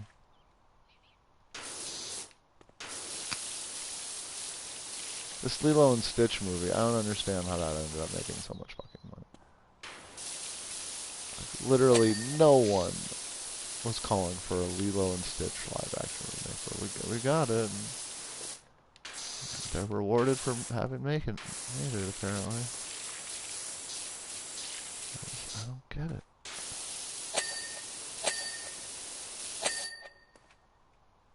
Okay, we got the coins.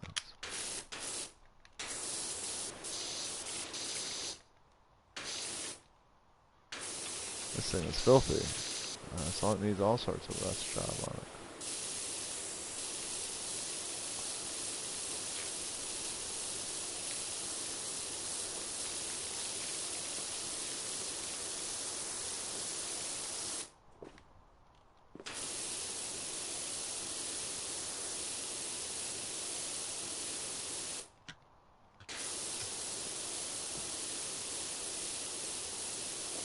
The girl who it's an interesting casting choice though. It's kind of similar to what they did with Miss Marvel. They didn't cast an actress. They just cast like a really interesting, spunky little firecracker. I like the casting a lot of whatever, Lilo, Stitch. I don't know which one's which. I don't fucking remember. I saw the original one. I thought it was cute. Kind of didn't stick with me though. I know a lot of people are really fond of it. I thought it was fine. I thought it was really cute. That's it. That's all I got.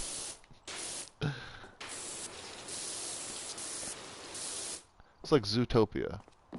Like, I loved Zootopia when I saw it. I couldn't tell you anything about that movie. Just completely exited my brain when that thing was over.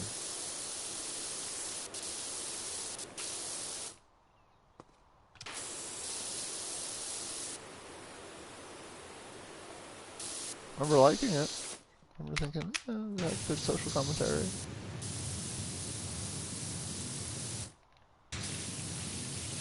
I remember thinking about that about the first Cars. I really didn't like I didn't even see the second Cars movie. But Cars 1 sucks. But I remember thinking, it's a good kids movie though. It had like a nice message in there. I felt that about Frozen too. Frozen is just fucking horrible. I'm sorry, that movie sucks. The music sucks. The characters suck. But you know what? I like that it just ends up being like a sister movie, and they don't need this Prince Charming or whatever. They just need to be friends and be sisters. That's all. That's important. You know what? I like that. That was great. Unfortunately, we had to slog our way through like an hour and a half to get there, so I just like didn't give a shit. But I was happy for younger generations that they got like, you know, a meaningful, something meaningful, even though it's not funny. I mean, we grew up with Simpsons humor and like Monty Python humor. What do these kids have? Like SpongeBob, a little pineapple, and a crab. They have more like irreverent. Their humor, current humor is more like irreverent.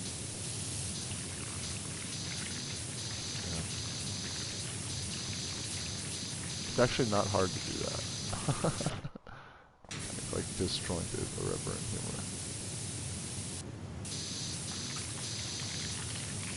It's like just a step above like making a pun.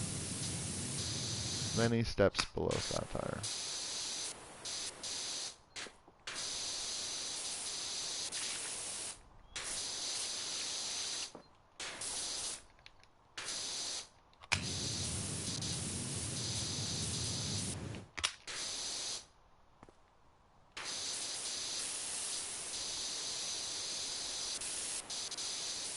so much in Princess Bride I took for granted as a kid. So many subtle little, um, not even like the lines themselves. So many subtle little like line deliveries. Yeah.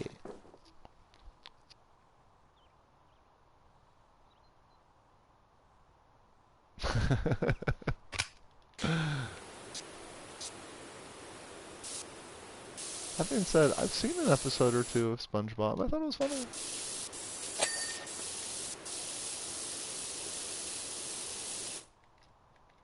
I don't think, if I were a kid, I don't know if I would. That's the question. Would little kid me binge SpongeBob and really get into it? I don't know.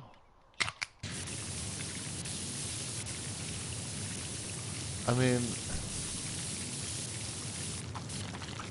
even when like Futurama and Family Guy and King of the Hill came out, I was already kind of like one step out of the door with that kind of humor. So, I don't know. It's a good question.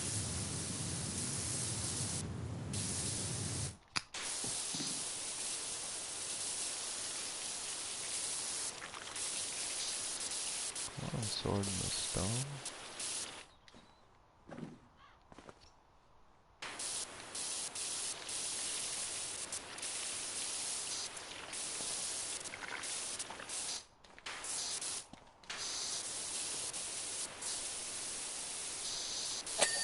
Bam. So does this all count as one? It does. Okay.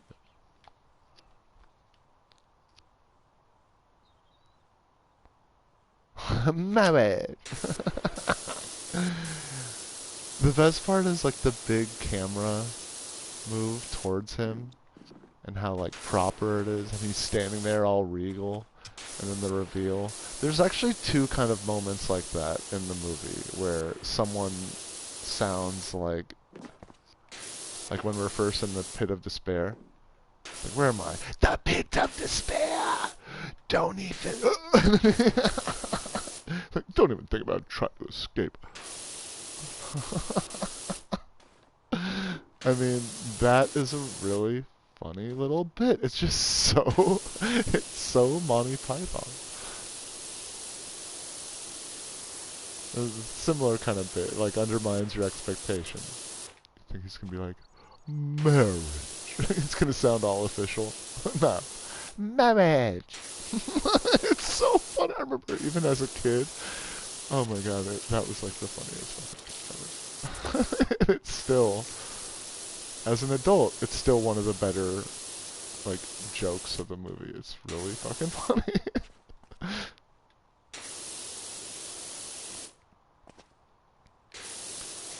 Yeah, what a brilliant adaptation. It's basically like being faithful to the source material.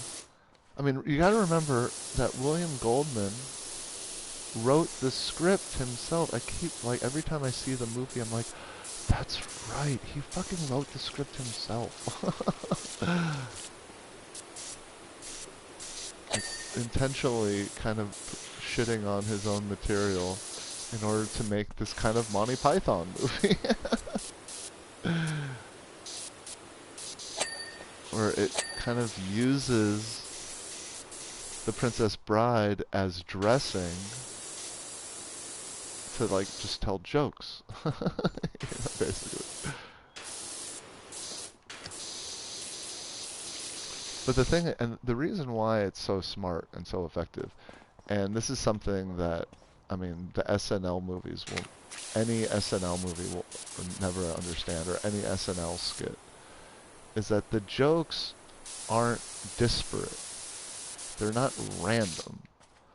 The jokes all play into either the characters, either help tell us who the characters are, or help reveal more about the plot or the world. They all feed into the greater whole, you know? Not one joke is like actually quote unquote random. It's kind of like Wall-E. Wall-E is like that as well. where every little bit is actually playing into the grander like structure of the narrative. I don't know if you all have seen the behind the scenes of WALL-E or any of the deleted scenes, but there is so much good stuff that doesn't make the final cut. I mean, they must have had like 125, 150 jokes, and 100 of them, for example, had to get cut. And that's because those 100, even though technically many of them are better bits than what's in the final film, if it doesn't play into the grander whole, then it's considered kind of loose change.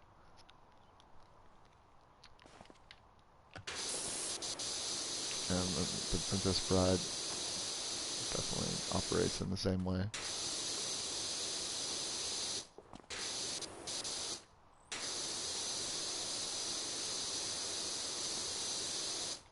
It's actually a lot of funny stuff. Also, there's a lot of stuff they had to cut for language. Like, for example, I remember as a kid thinking it was awkward. Because you had love in your hands and you gave it up. And she's like still kind of speaking. And you gave it up, and like her lips like still are kind of moving. But then they cut. That's because she says, because you gave it up for some prick, or you gave it up for some schmuck, or some douchebag, or something like that. And they had to cut that just to keep the PG rating. But there's a lot of stuff in the movie like that where like 90% of the line is in it, and they had to like cut around something or a swear word or something.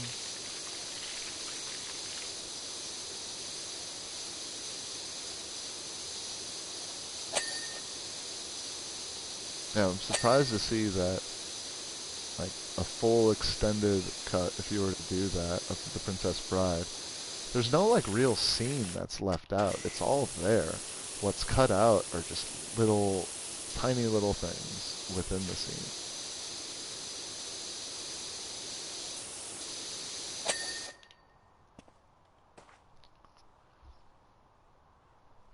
I highly suggest, if you're into The Princess Bride, you don't need to read the book.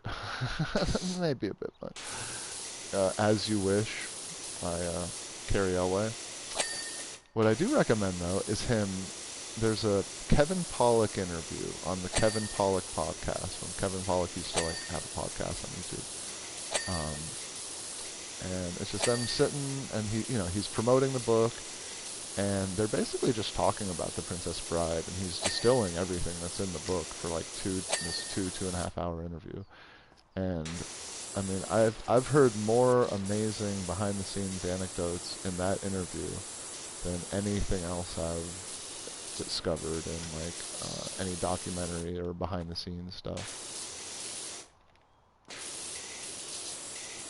The fact that Carrie Elway shattered his fucking ankle 2 weeks into filming, driving around on Andre the Giant's golf cart,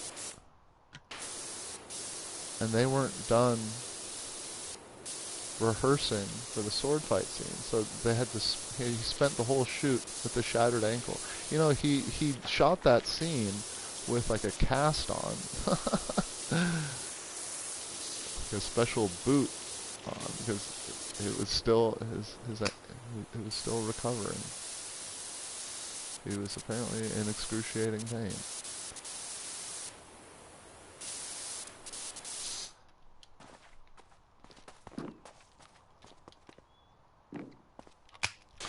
The story about Andre the Giant passing out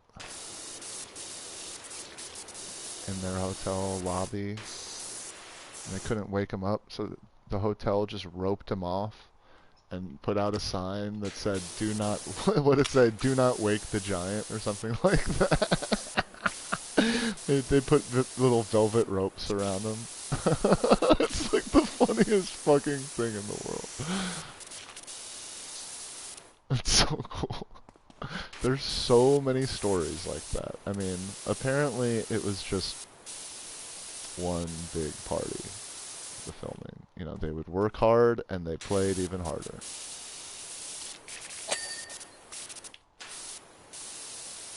A lot of funny stories to come out of that movie.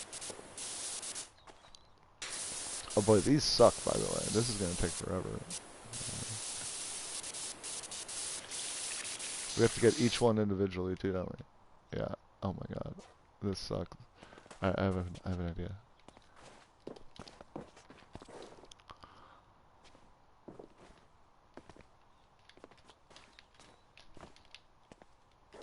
Alright, where's that fucking sob? Where's that fucking... Okay. Okay. Okay. Oh shit. Ah shit. Okay, I have an idea. Okay, what if we were to... uh-huh.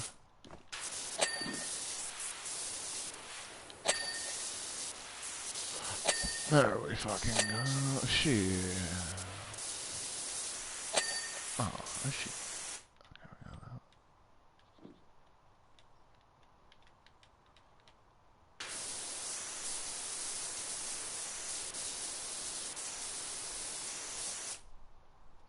I think 5 popped. Yeah, so we have to get that.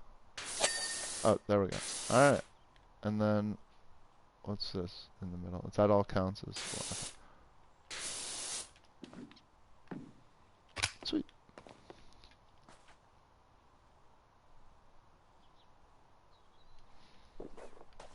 Yeah, so apparently, so the culture on set was already, you know, everyone had to wake up at, you know, 6, 7 a.m. Carrie Elway and Mandy Patinkin had to wake up at 4 or 5 a.m. So they pushed the shoot of the sword fight like all the way towards the back.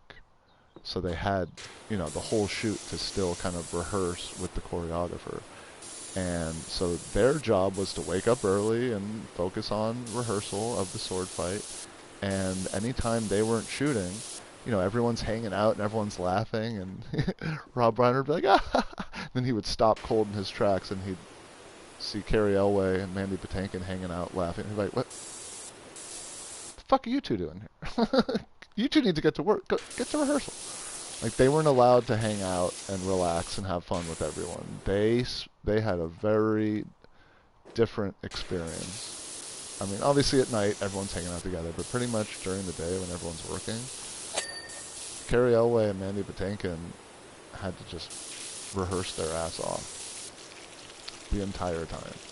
And so for Carrie Elway to, I mean, Mandy Patinkin was really upset with him, apparently, for shattering his ankle and doing that to them, because Mandy Patinkin had to work extra hard as well to kind of sell, you know, you have to work harder then to sell, you know, the impact. You had to kind of slow down a little bit for Carrie Elway to keep up. And apparently it was very frustrating. But, you know, they're like best friends. Carrie Elway and Mandy Patinkin. They like hang out all the time still. Their families are like, you know, go vacationing together and shit. They bonded like crazy over that. So any gripes they had with one another was all, you know, pretty superficial. You know, people don't talk about, you know, how intimate it is to make a movie with someone, especially, you know, like an actor, actors who have scenes together. There's an intimacy they share, especially when it's like sex scenes. It doesn't even necessarily need to be sex scenes, but there's still a sexual intimacy that's shared. This kind of unsaid thing. I was dating someone, and or at the premiere, she wasn't a, you know, she wasn't a very well-known actress, but finally she starred in something where it's like it's her own thing, and she's kind of the star. And there's a sex scene. I just remember thinking, yeah, I'm over this motherfucker. Like, she's just, this isn't cool. She's basically cheating on me in front of my fucking face. I know this is simulated, but I also know what happens, the wink that happens between two people when they You know, this dude, he had a girlfriend too, but I just knew. And the way he like said hello to her and like kissed her on the cheek at the premiere, it was just like, yeah, I mean, we had other problems going on. Our relationship wasn't going to work out either way. But that was the final straw for me. I was so done at that point. I was just not into it anymore.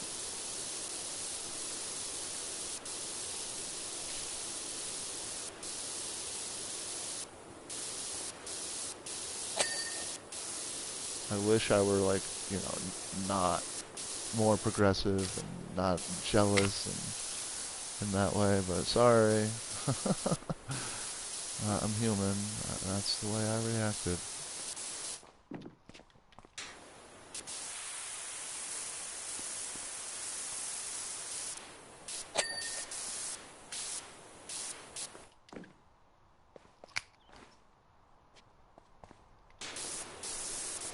You'd be surprised how many women I've dated in the last year who identify as polyamorous.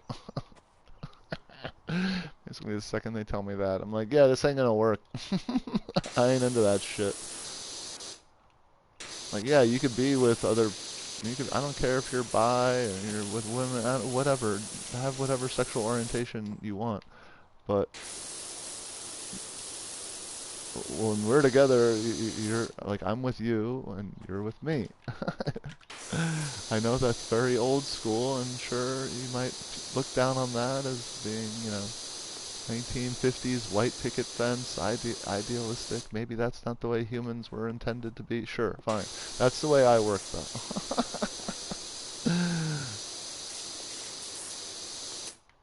I ain't gonna fucking share.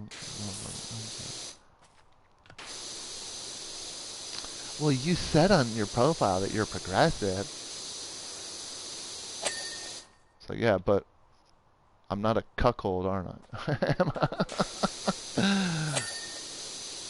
Basically, that means I'm a cuck.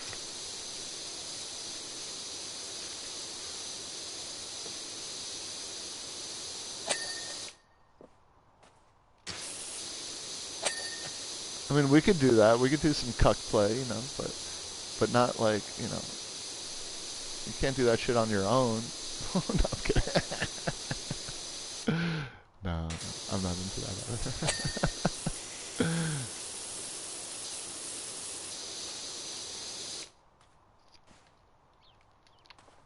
What the fuck? I'm in there.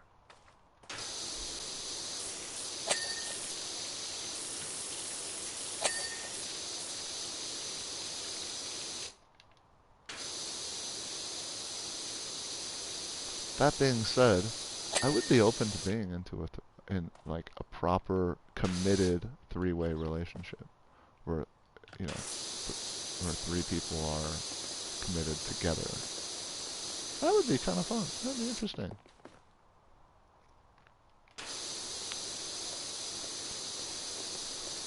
It's just a recipe for disaster. I mean, there's gonna be, no matter what, one person's gonna get left out. There's gonna be one couple that's gonna click more, because you're gonna have basically, you have three sets of couples then, right?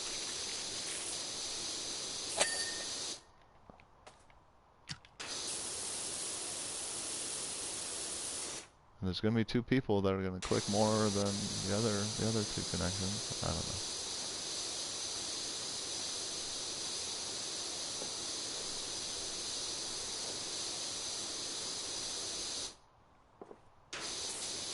But if you could potentially recognize that it's not going to be this 50, you know, down the line perfect parity thing, and you know, you gotta figure it out as you go. Oh, man, that could be interesting. Could be fun. Yeah, you couldn't handle that either. It wanted to be, yeah. There was this. I was dating just this one girl on Bumble. She like kind of misspoke, and she was like, we were like setting up a first date. She was like, "Yeah, I'm setting up a first date with two other people too, but they haven't confirmed yet." You know what I did? I never respond to that shit. I just went, unmatch. You're not supposed to say that part out loud. Like, I know it's not about playing games and all that, but you also are supposed to have a little bit of game and not, like, say the quiet part out loud. Of course we're dating other... It's like, what the fuck? Of course, dog.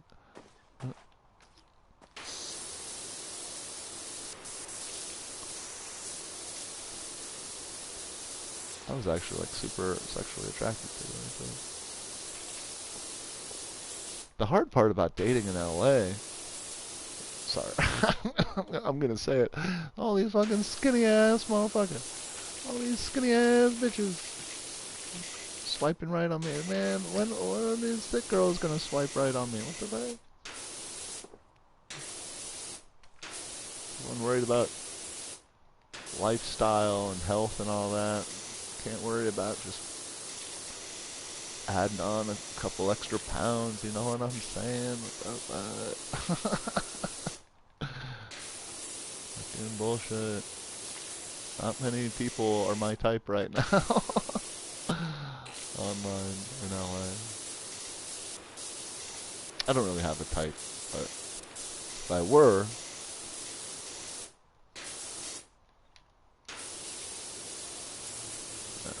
thick, light-skinned mommies, you know what I'm saying? Shit. God damn it. I should keep my mouth shut, I don't know.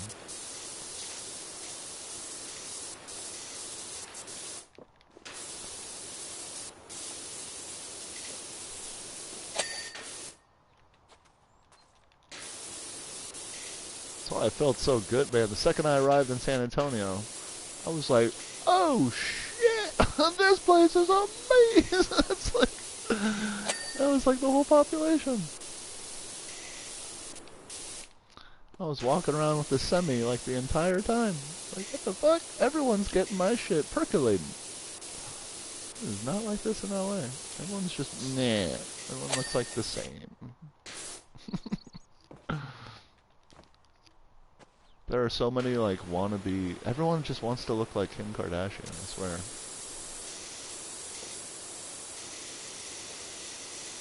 I thought we were, like, getting away from that. I thought that was, like, not cool. But nah, that, like, took hold somehow. I don't get it.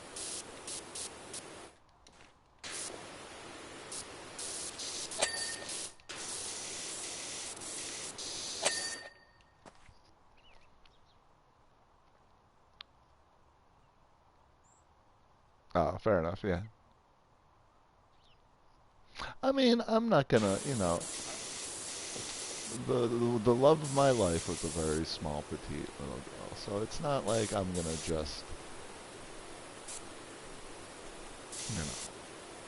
force myself to stick with one thing. I really don't have a type in that sense. I do have, like, sexual, you know, preferences. You know, shit that tends to work for me more than other things.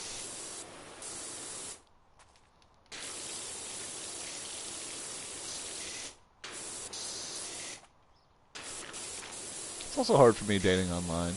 I can't really pull the type of person I would like to be pulling. You know, like, catch me out on a dance floor. I can pull whoever the fuck I want. Basically. I got my pick. They all come to me. It's different online, you know, they're judging you based upon, you know, your picture, and so much is said in those pictures, and I don't put up the most flat, I just try to put up pictures that are most accurate to me. So, you know, they see my pale ass. Oh my god, this pale ass motherfucker.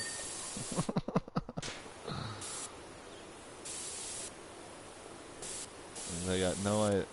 I should just say in my profile, you want to get fucking broken off? Yo, hit me up. You can't really talk like that, but you're not really gonna find the person you're looking for, you know.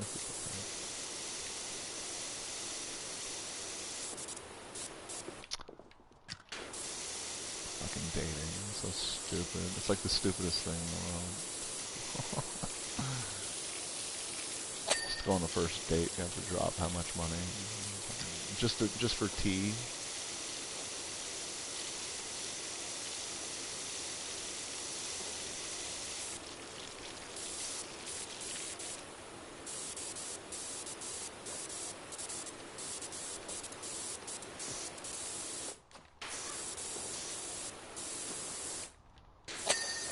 I'm not like that desperate where I need to like drop 50, 70 bucks just to maybe find out if there's a prospect of someone. It's like, no, I don't know, man. I'm so sick of this shit.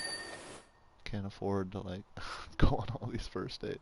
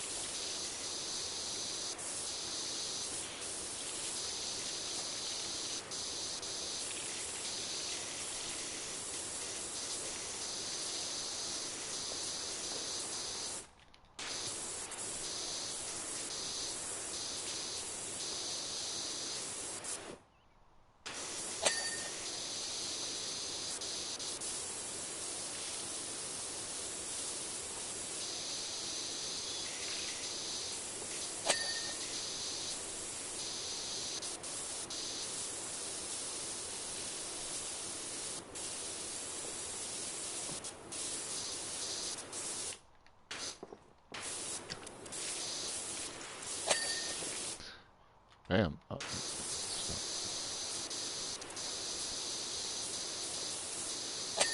Damn. All right. Ah, shit.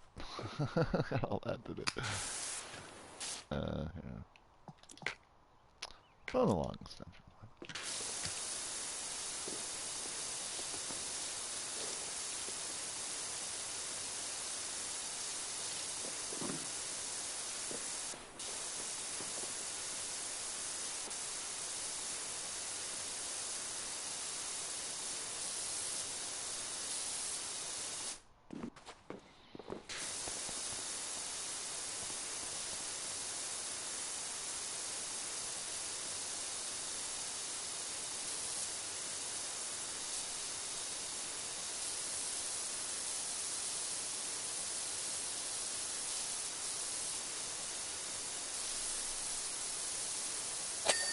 I don't want to be that guy, that desperate guy who's like single on the dance floor. I don't know. Like,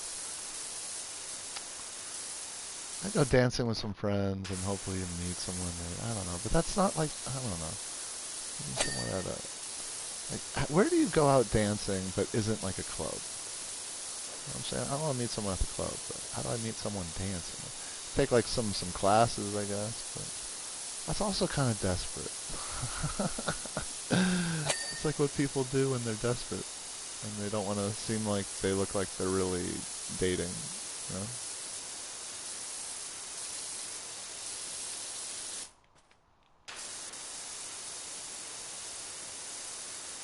I always did want to take like tango or flamenco class or something. Some kind of classical dance. That could be fun.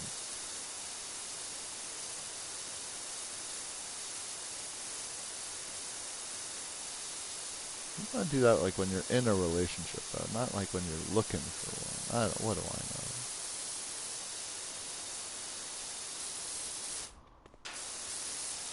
Not like I'll ever be in a relationship ever again. I'm just become so selfish.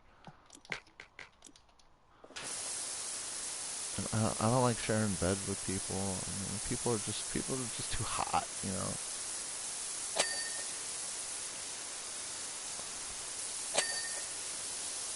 You know, I'm naturally a tantric sex person, but I've trained myself to do it in 30 seconds, so I don't have to break a sweat. You know what I'm saying? I'm kidding. That's a bit of mine.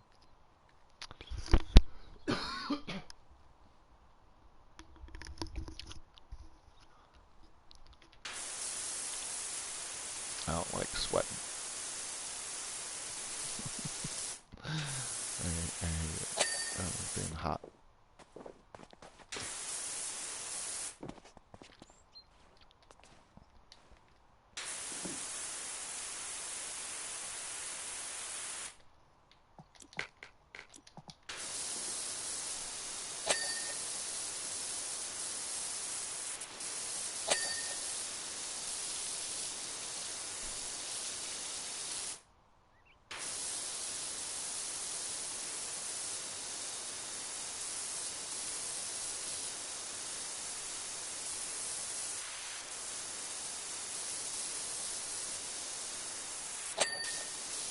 Um,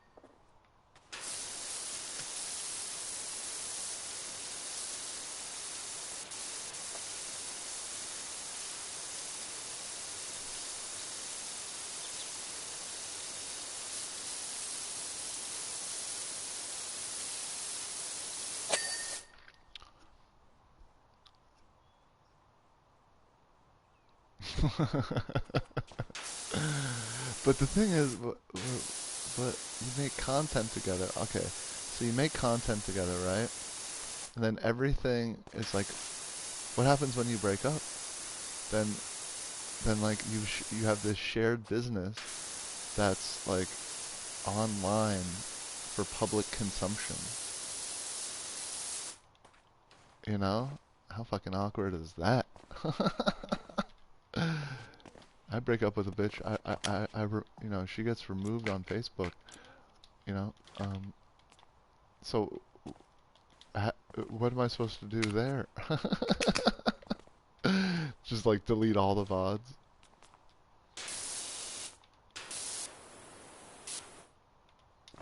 That's not true. It's actually only been one breakup that I've had where it was like, okay, the second we're broken up, we're done. I don't want to see you on Facebook, nothing. I removed her immediately. Yeah, I've really only had one bad breakup in my life. The rest were, I'm like pretty much friends with everyone else.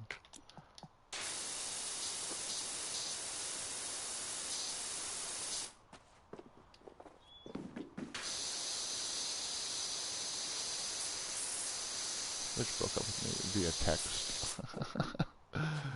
I told her, you know, congratulations. You know, I've managed to make it this time and not be broken up by text by anyone, but not, you were the first to do it. Good for you.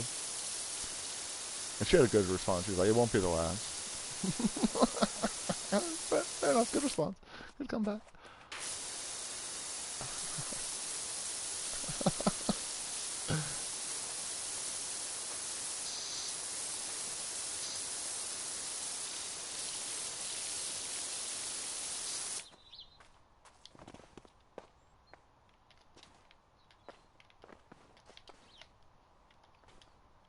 Oh, second invisible. Okay, could we get up on here? Oh, we can. We could get around, but we can't. Oh my god, that's so weird.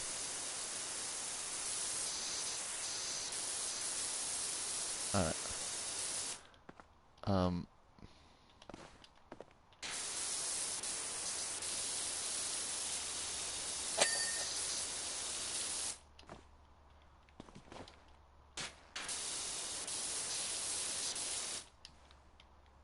Whoa. Whoa, whoa, whoa. Hold the giblets.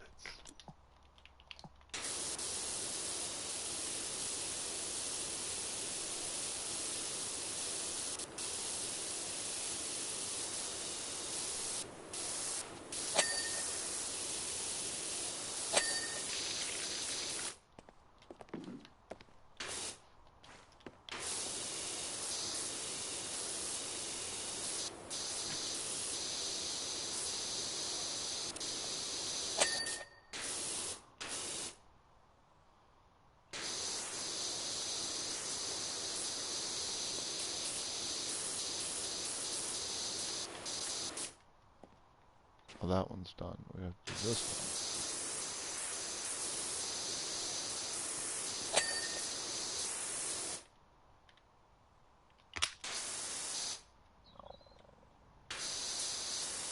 Excuse me. Throat burp.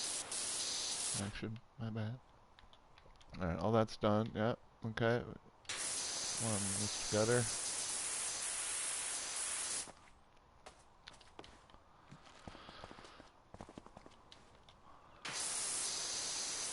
think. No.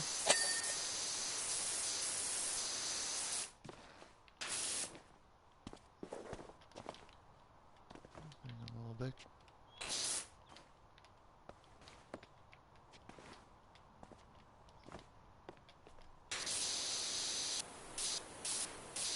There you go.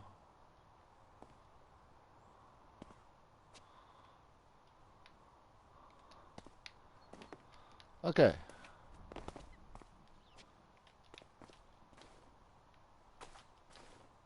What else we got here? Oh. Sure. Okay. And then up in there, okay.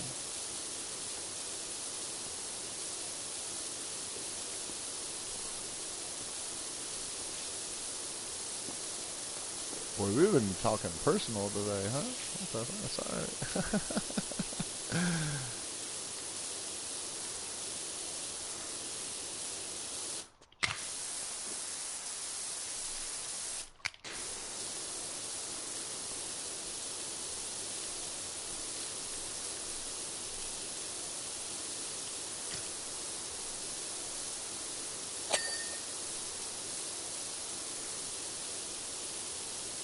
Oh, not being content. Yeah, yeah.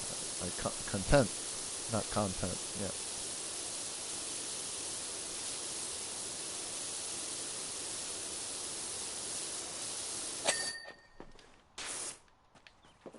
Alright, we need someone to stand on.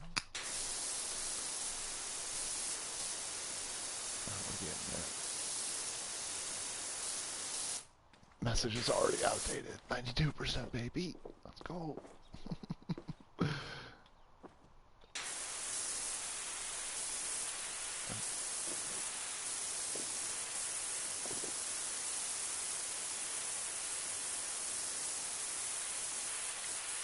Okay, fuck you. Can I... I need the stool. Or we could just... I don't know. Fuck it. Fine.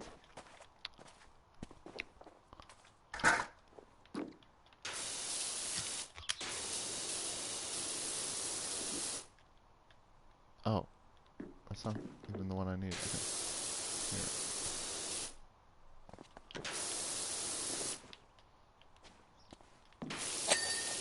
There.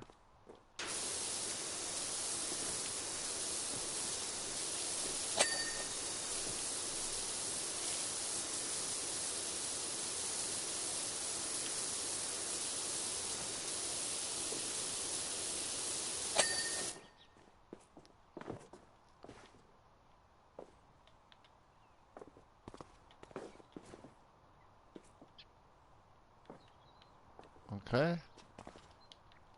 So we're just doing here now, I think. This whole area. And we're done. In theory. We'll see. You know there's stuff on this. There's so many nooks and crannies in this area. I'd be surprised if I didn't miss like a dozen things outside of this area. Okay. George. What time is it? Oh shit, it's lunchtime, isn't it?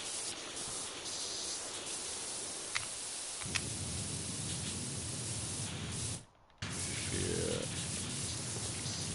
I gotta go. But I have to go late. To be fair, I already got lunch ready. I'm just gonna have some lame soup yesterday.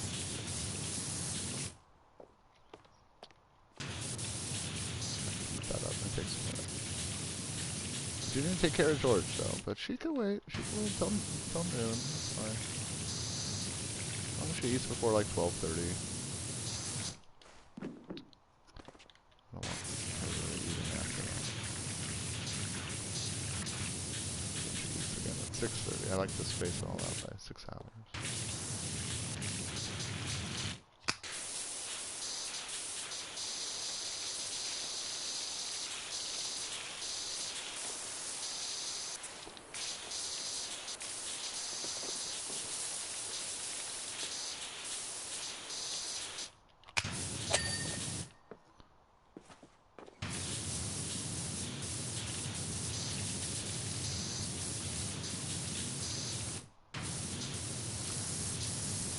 Oh yeah, and there are those other holes. You're right, like up there.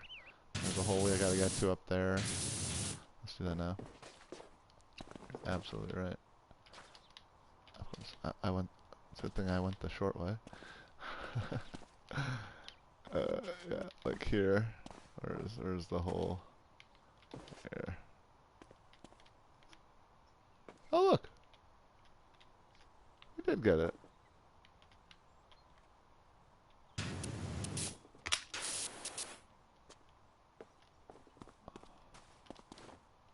Oh, fuck me. I feel like over here we missed that for sure. No, we got it. Okay.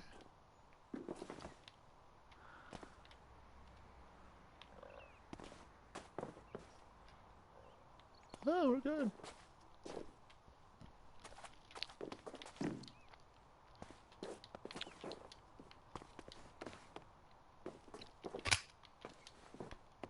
Seventh hole. I think the seventh hole is where we discovered, yeah, that we had to do the holes. Eighth hole? We're missing that? Yeah. Ah, got it.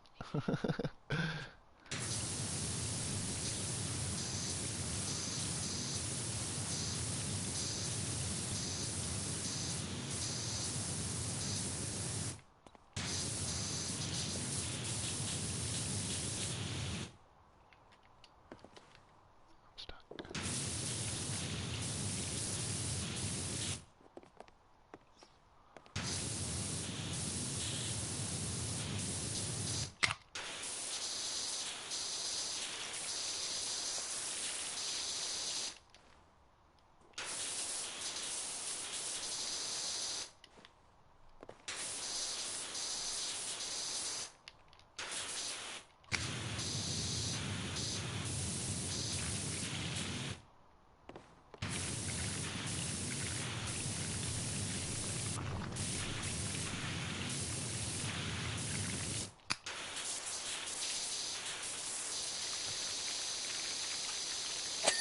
Bam.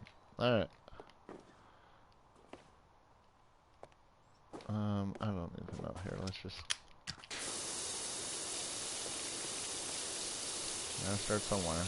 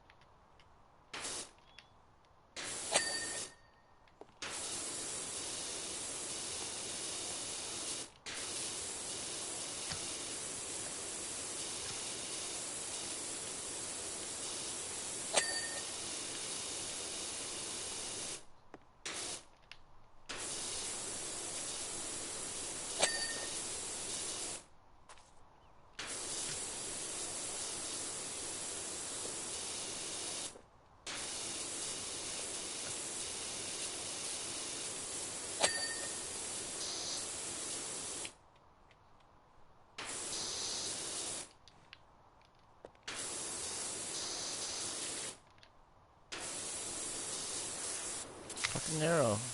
There.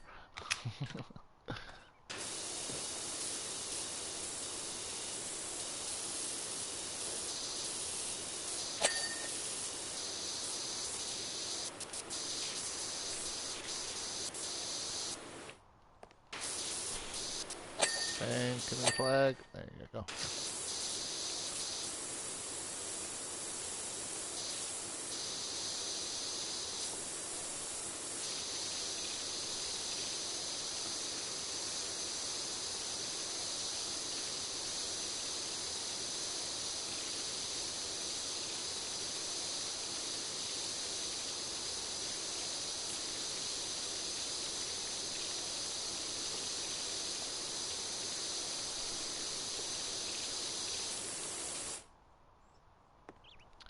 All right.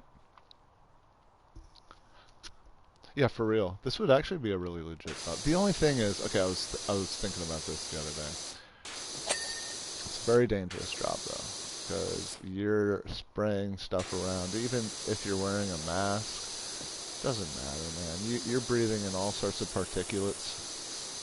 The particulates that are being sprayed up, chemicals that you're spraying that are being kicked up in the air, combined with all the dirt and all the shit and all the previous chemicals that the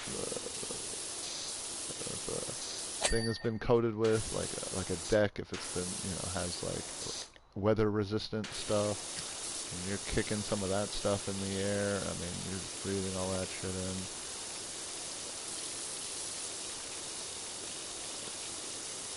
Am I overthinking it? I will admit maybe I'm being too much of a stickler in the mud, but I don't know. To me, it seems like a very actually kind of unsafe job in terms of someone's health, someone's like respiratory system in particular.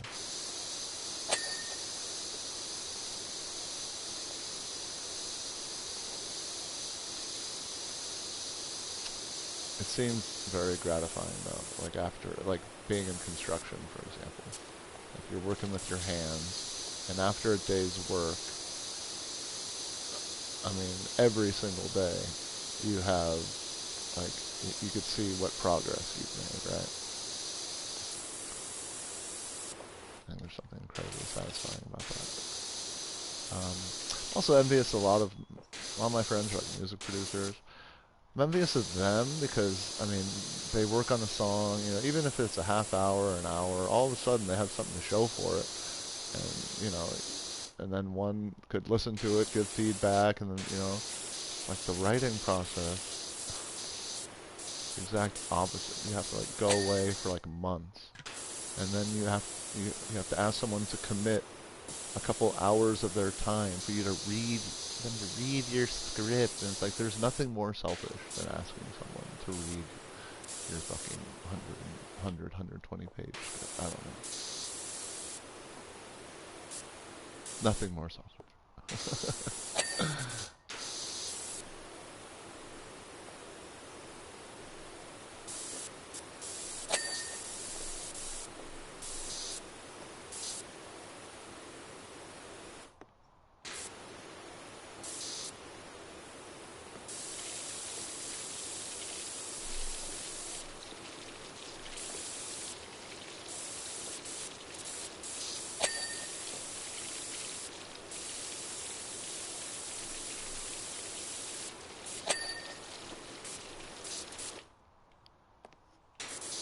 Rainbow.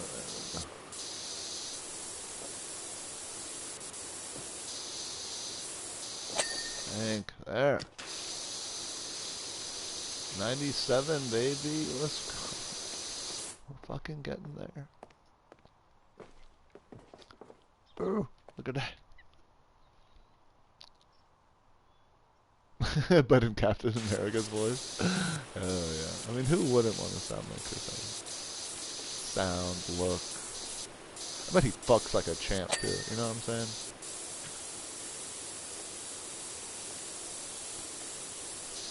But he like power fucks. He could be. He's like Dirk Diggler. Like he could be nice and slow and gentle, or he could also just run a bitch into the ground. You know what I'm saying?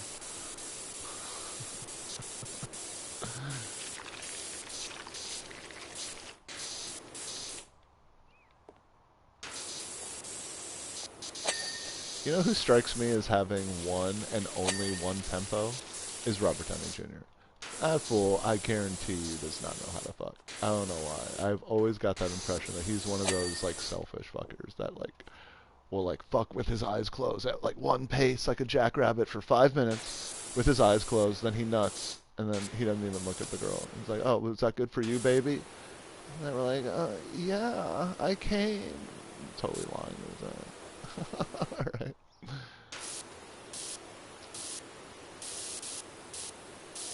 Chris Evans has never not made someone come. I'm sorry.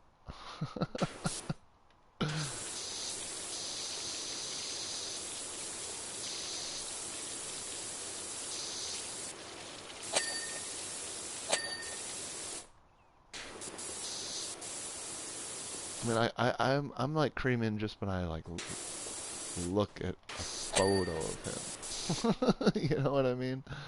Could you imagine this fool in your bed? Shit.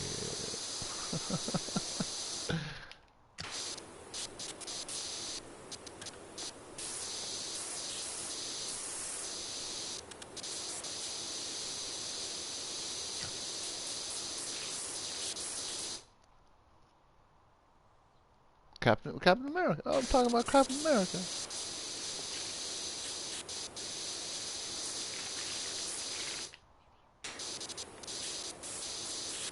Sorry, Chris. Now we have to distinguish, don't we? I mean, Chris Evans, Captain America. To be fair, I don't think Anthony Mackie's Captain America is gonna last very long. But we'll see. If he's still Captain America in the next Avengers film, I'd actually be a little surprised. Pretty sure they're gonna revert him back to just being Falcon.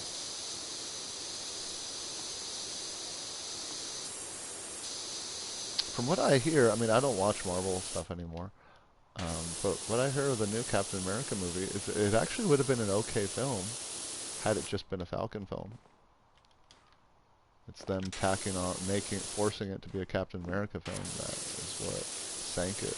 What a lot of people are telling me.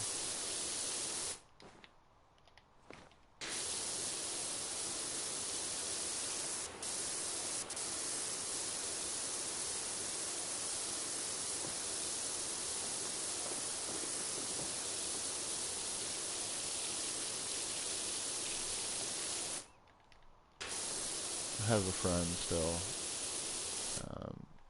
You know, he's a real big movie snob, and he still keeps up with all the Marvel things.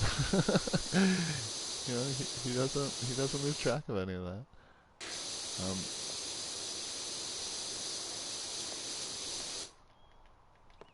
and he keeps me abreast of like what's happening, what's good, what isn't. It's my understanding that Thunderbolt is actually quite good. It's quite fun. Apparently everyone loves Andor. Jarrett was telling me about Andor too. Apparently everyone's happy with Andor. I know that's not Marvel. That's Star Wars. Same thing.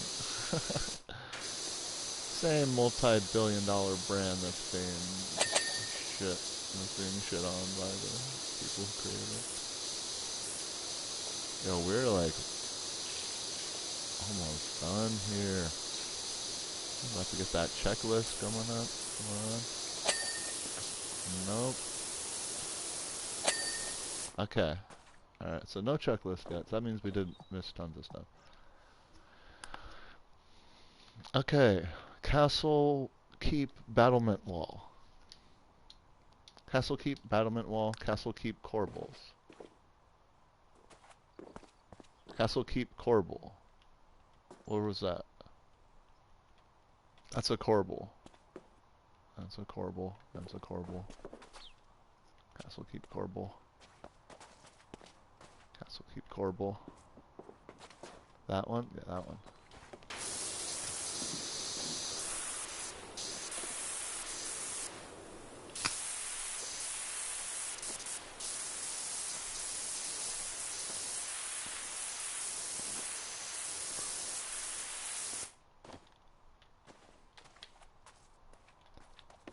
Even the shit I watch, I don't even like. Like, Handmaid's Tale. It's one of my favorite shows in a long time. And man, season 6 sucks so fucking hard. I just want it to be over tomorrow night. Last of Us season 2, they made such a dumb decision. I mean, last night's episode is one of the worst hours of television I've seen in a long time. That hour sucked so hard. We were stuck with 2 planks of wood talking to each other the whole time. Anyone who's gonna like go online and talk about how, you know, what's her name can't act, Bella Ramsey. Okay, you better be talking about how the dude who the big fucking clunk of nothing cast as what's his name can't act either. And we had so many scenes with the two of them last night. It was just like nothing. Every time it was a scene between them, it was just nothing was happening.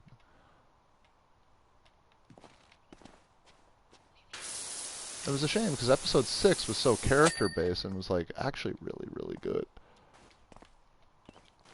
And then I think the biggest crime is that they flattened the narrative.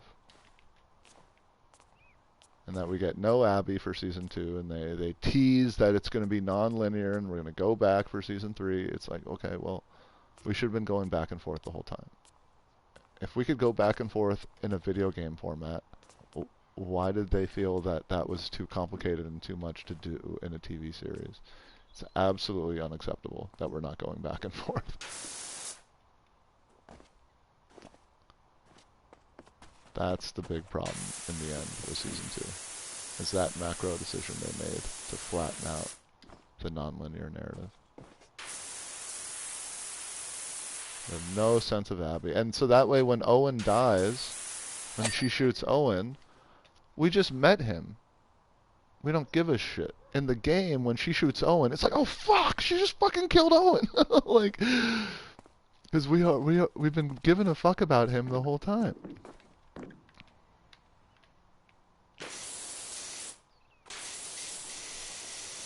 Like, we literally just met him.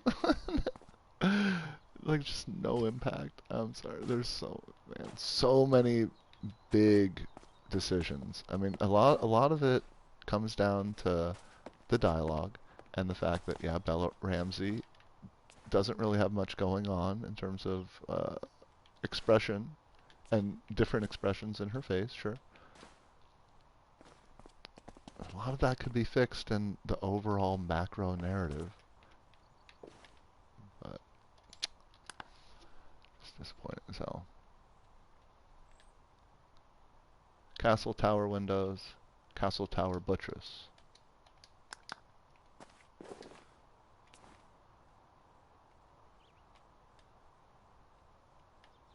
A buttress.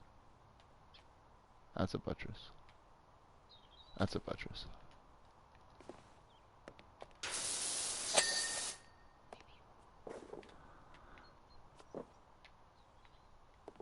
Castle tower window. Castle turret, no. Castle tower.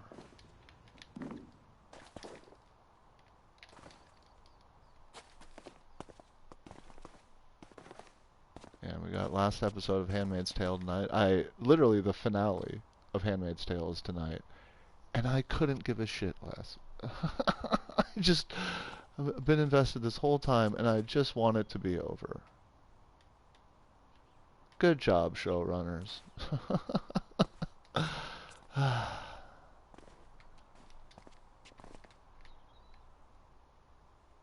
There it is.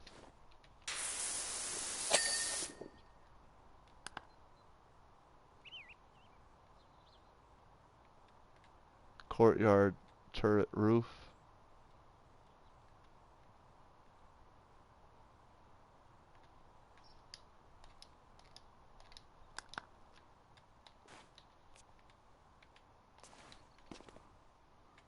Ah, beautiful. Okay. And kiosk. Where's the kiosk? Here. Kiosk.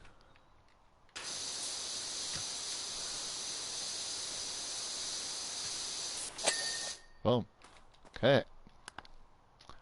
Oh my god, it's almost noon. I really have to go. Okay. Golf ball return supports. Kiosk door. Easy. Gas door.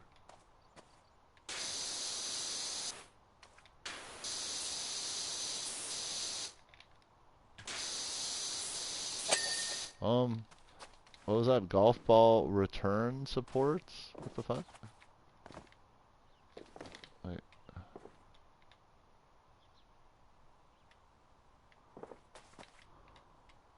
That's it. There we go. There's my checklist. Hell yeah. Yo, I've been on a huge Jim Carrey kick lately. I'm gonna do Liar Liar soon. So I've done Truman Show, I just watched Eternal Sunshine a couple nights ago. Um, Me, Myself, and Irene. I did Man on the Moon. Yo, Me, Myself, and Irene is such an underrated movie. It's very hit or miss. There's lots of things that aren't funny. They're mostly going for like there's something about Mary shock humor, and that kind of takes the movie down. Is that they're really forcing the shock humor. But that being said, when that movie is fucking funny, oh my god, that movie is fucking funny. That movie is capable of being funny as shit. Oh yeah, the checklist is here. I'm checking. Ninth hole arches. Ninth hole flag. And that's up there, right?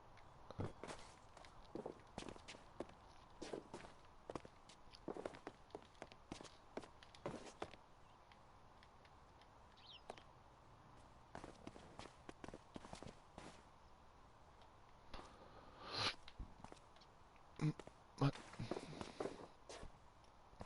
Oh, ninth hole arches?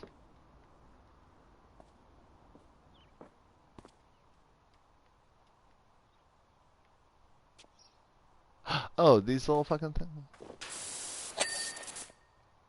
Second hole small border.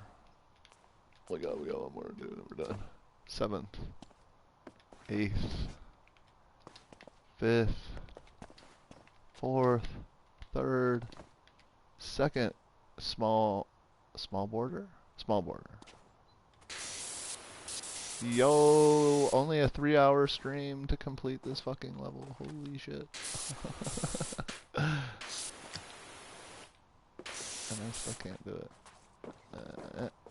It's like here. Yeah, there we go. Think. Alright, here's the best part. You get a whole GIF of everything you've done. And now what I just found out, which is kind of cool, is that they saved the GIF for every single level. I can't read like this. Okay. Verily, thou art a king of the highest order, and your sleight of lance art of singular renown. Thanketh indeed for your bravery, which hath driven away this cursed beast of burden and reclaimed our mighty land. Nope, can't do any more of that. Thanks, mate. Sure, they'll be happy with the state of the place now. Okay. Yeah, and ooh, so we're almost done with odd jobs. And so what I just found is you could go back. Oh. I guess not here. It doesn't do that here. Oh. Doesn't it? Okay, I made that up. Apparently we can't do it for those. We could do it here, though. We go back, and so for example, the boot. Yeah, you could like then play the GIF of how you beat it. That's fucking cool. Now, can you do that in the DLCs?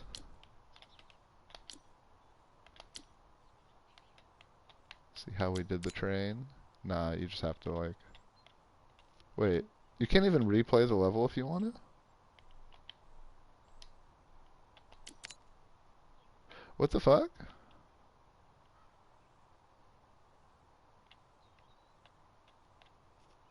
You just... That's weird. Why can't we replay the levels? Oh, you could do it in free play. I see. Ah, okay. Sure. There's like, look how much there's in this game. We've only done that. of the DLCs. And we did the cruise ship as well. We still have one more odd job, right? Two more part twos. Two more here. So we're almost done with like the free bonus content. And then we'll move on to the actual DLCs. So I think the first one I'm going to do is the Midgar. We'll do Midgar, Tomb Raider. We'll get those out of the way because those are like the free ones. Or I don't know if they're free, but for some reason I got those for free. And then I own that as well. And then I'm waiting for 1, 2, 3, and 4 to go on sale. And then I'll pick those up too. Alright, y'all, I'm going to call it there. I'm telling you, no, this game is massive. Okay, so first of all, whose stream is this? I'm in a host of a host of a host. Okay, get out of there. This fucking crackhead looking fool. Sorry. I mean, he was a wonderful, handsome looking young fellow.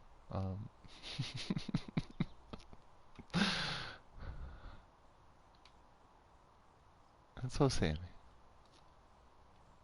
Thanks, man. Thanks for hanging. Yeah, fucking 3-hour power wash stream. I can't remember if I've ever done that before. It's funny. Just Sammy Squid, right? Is that how you type it?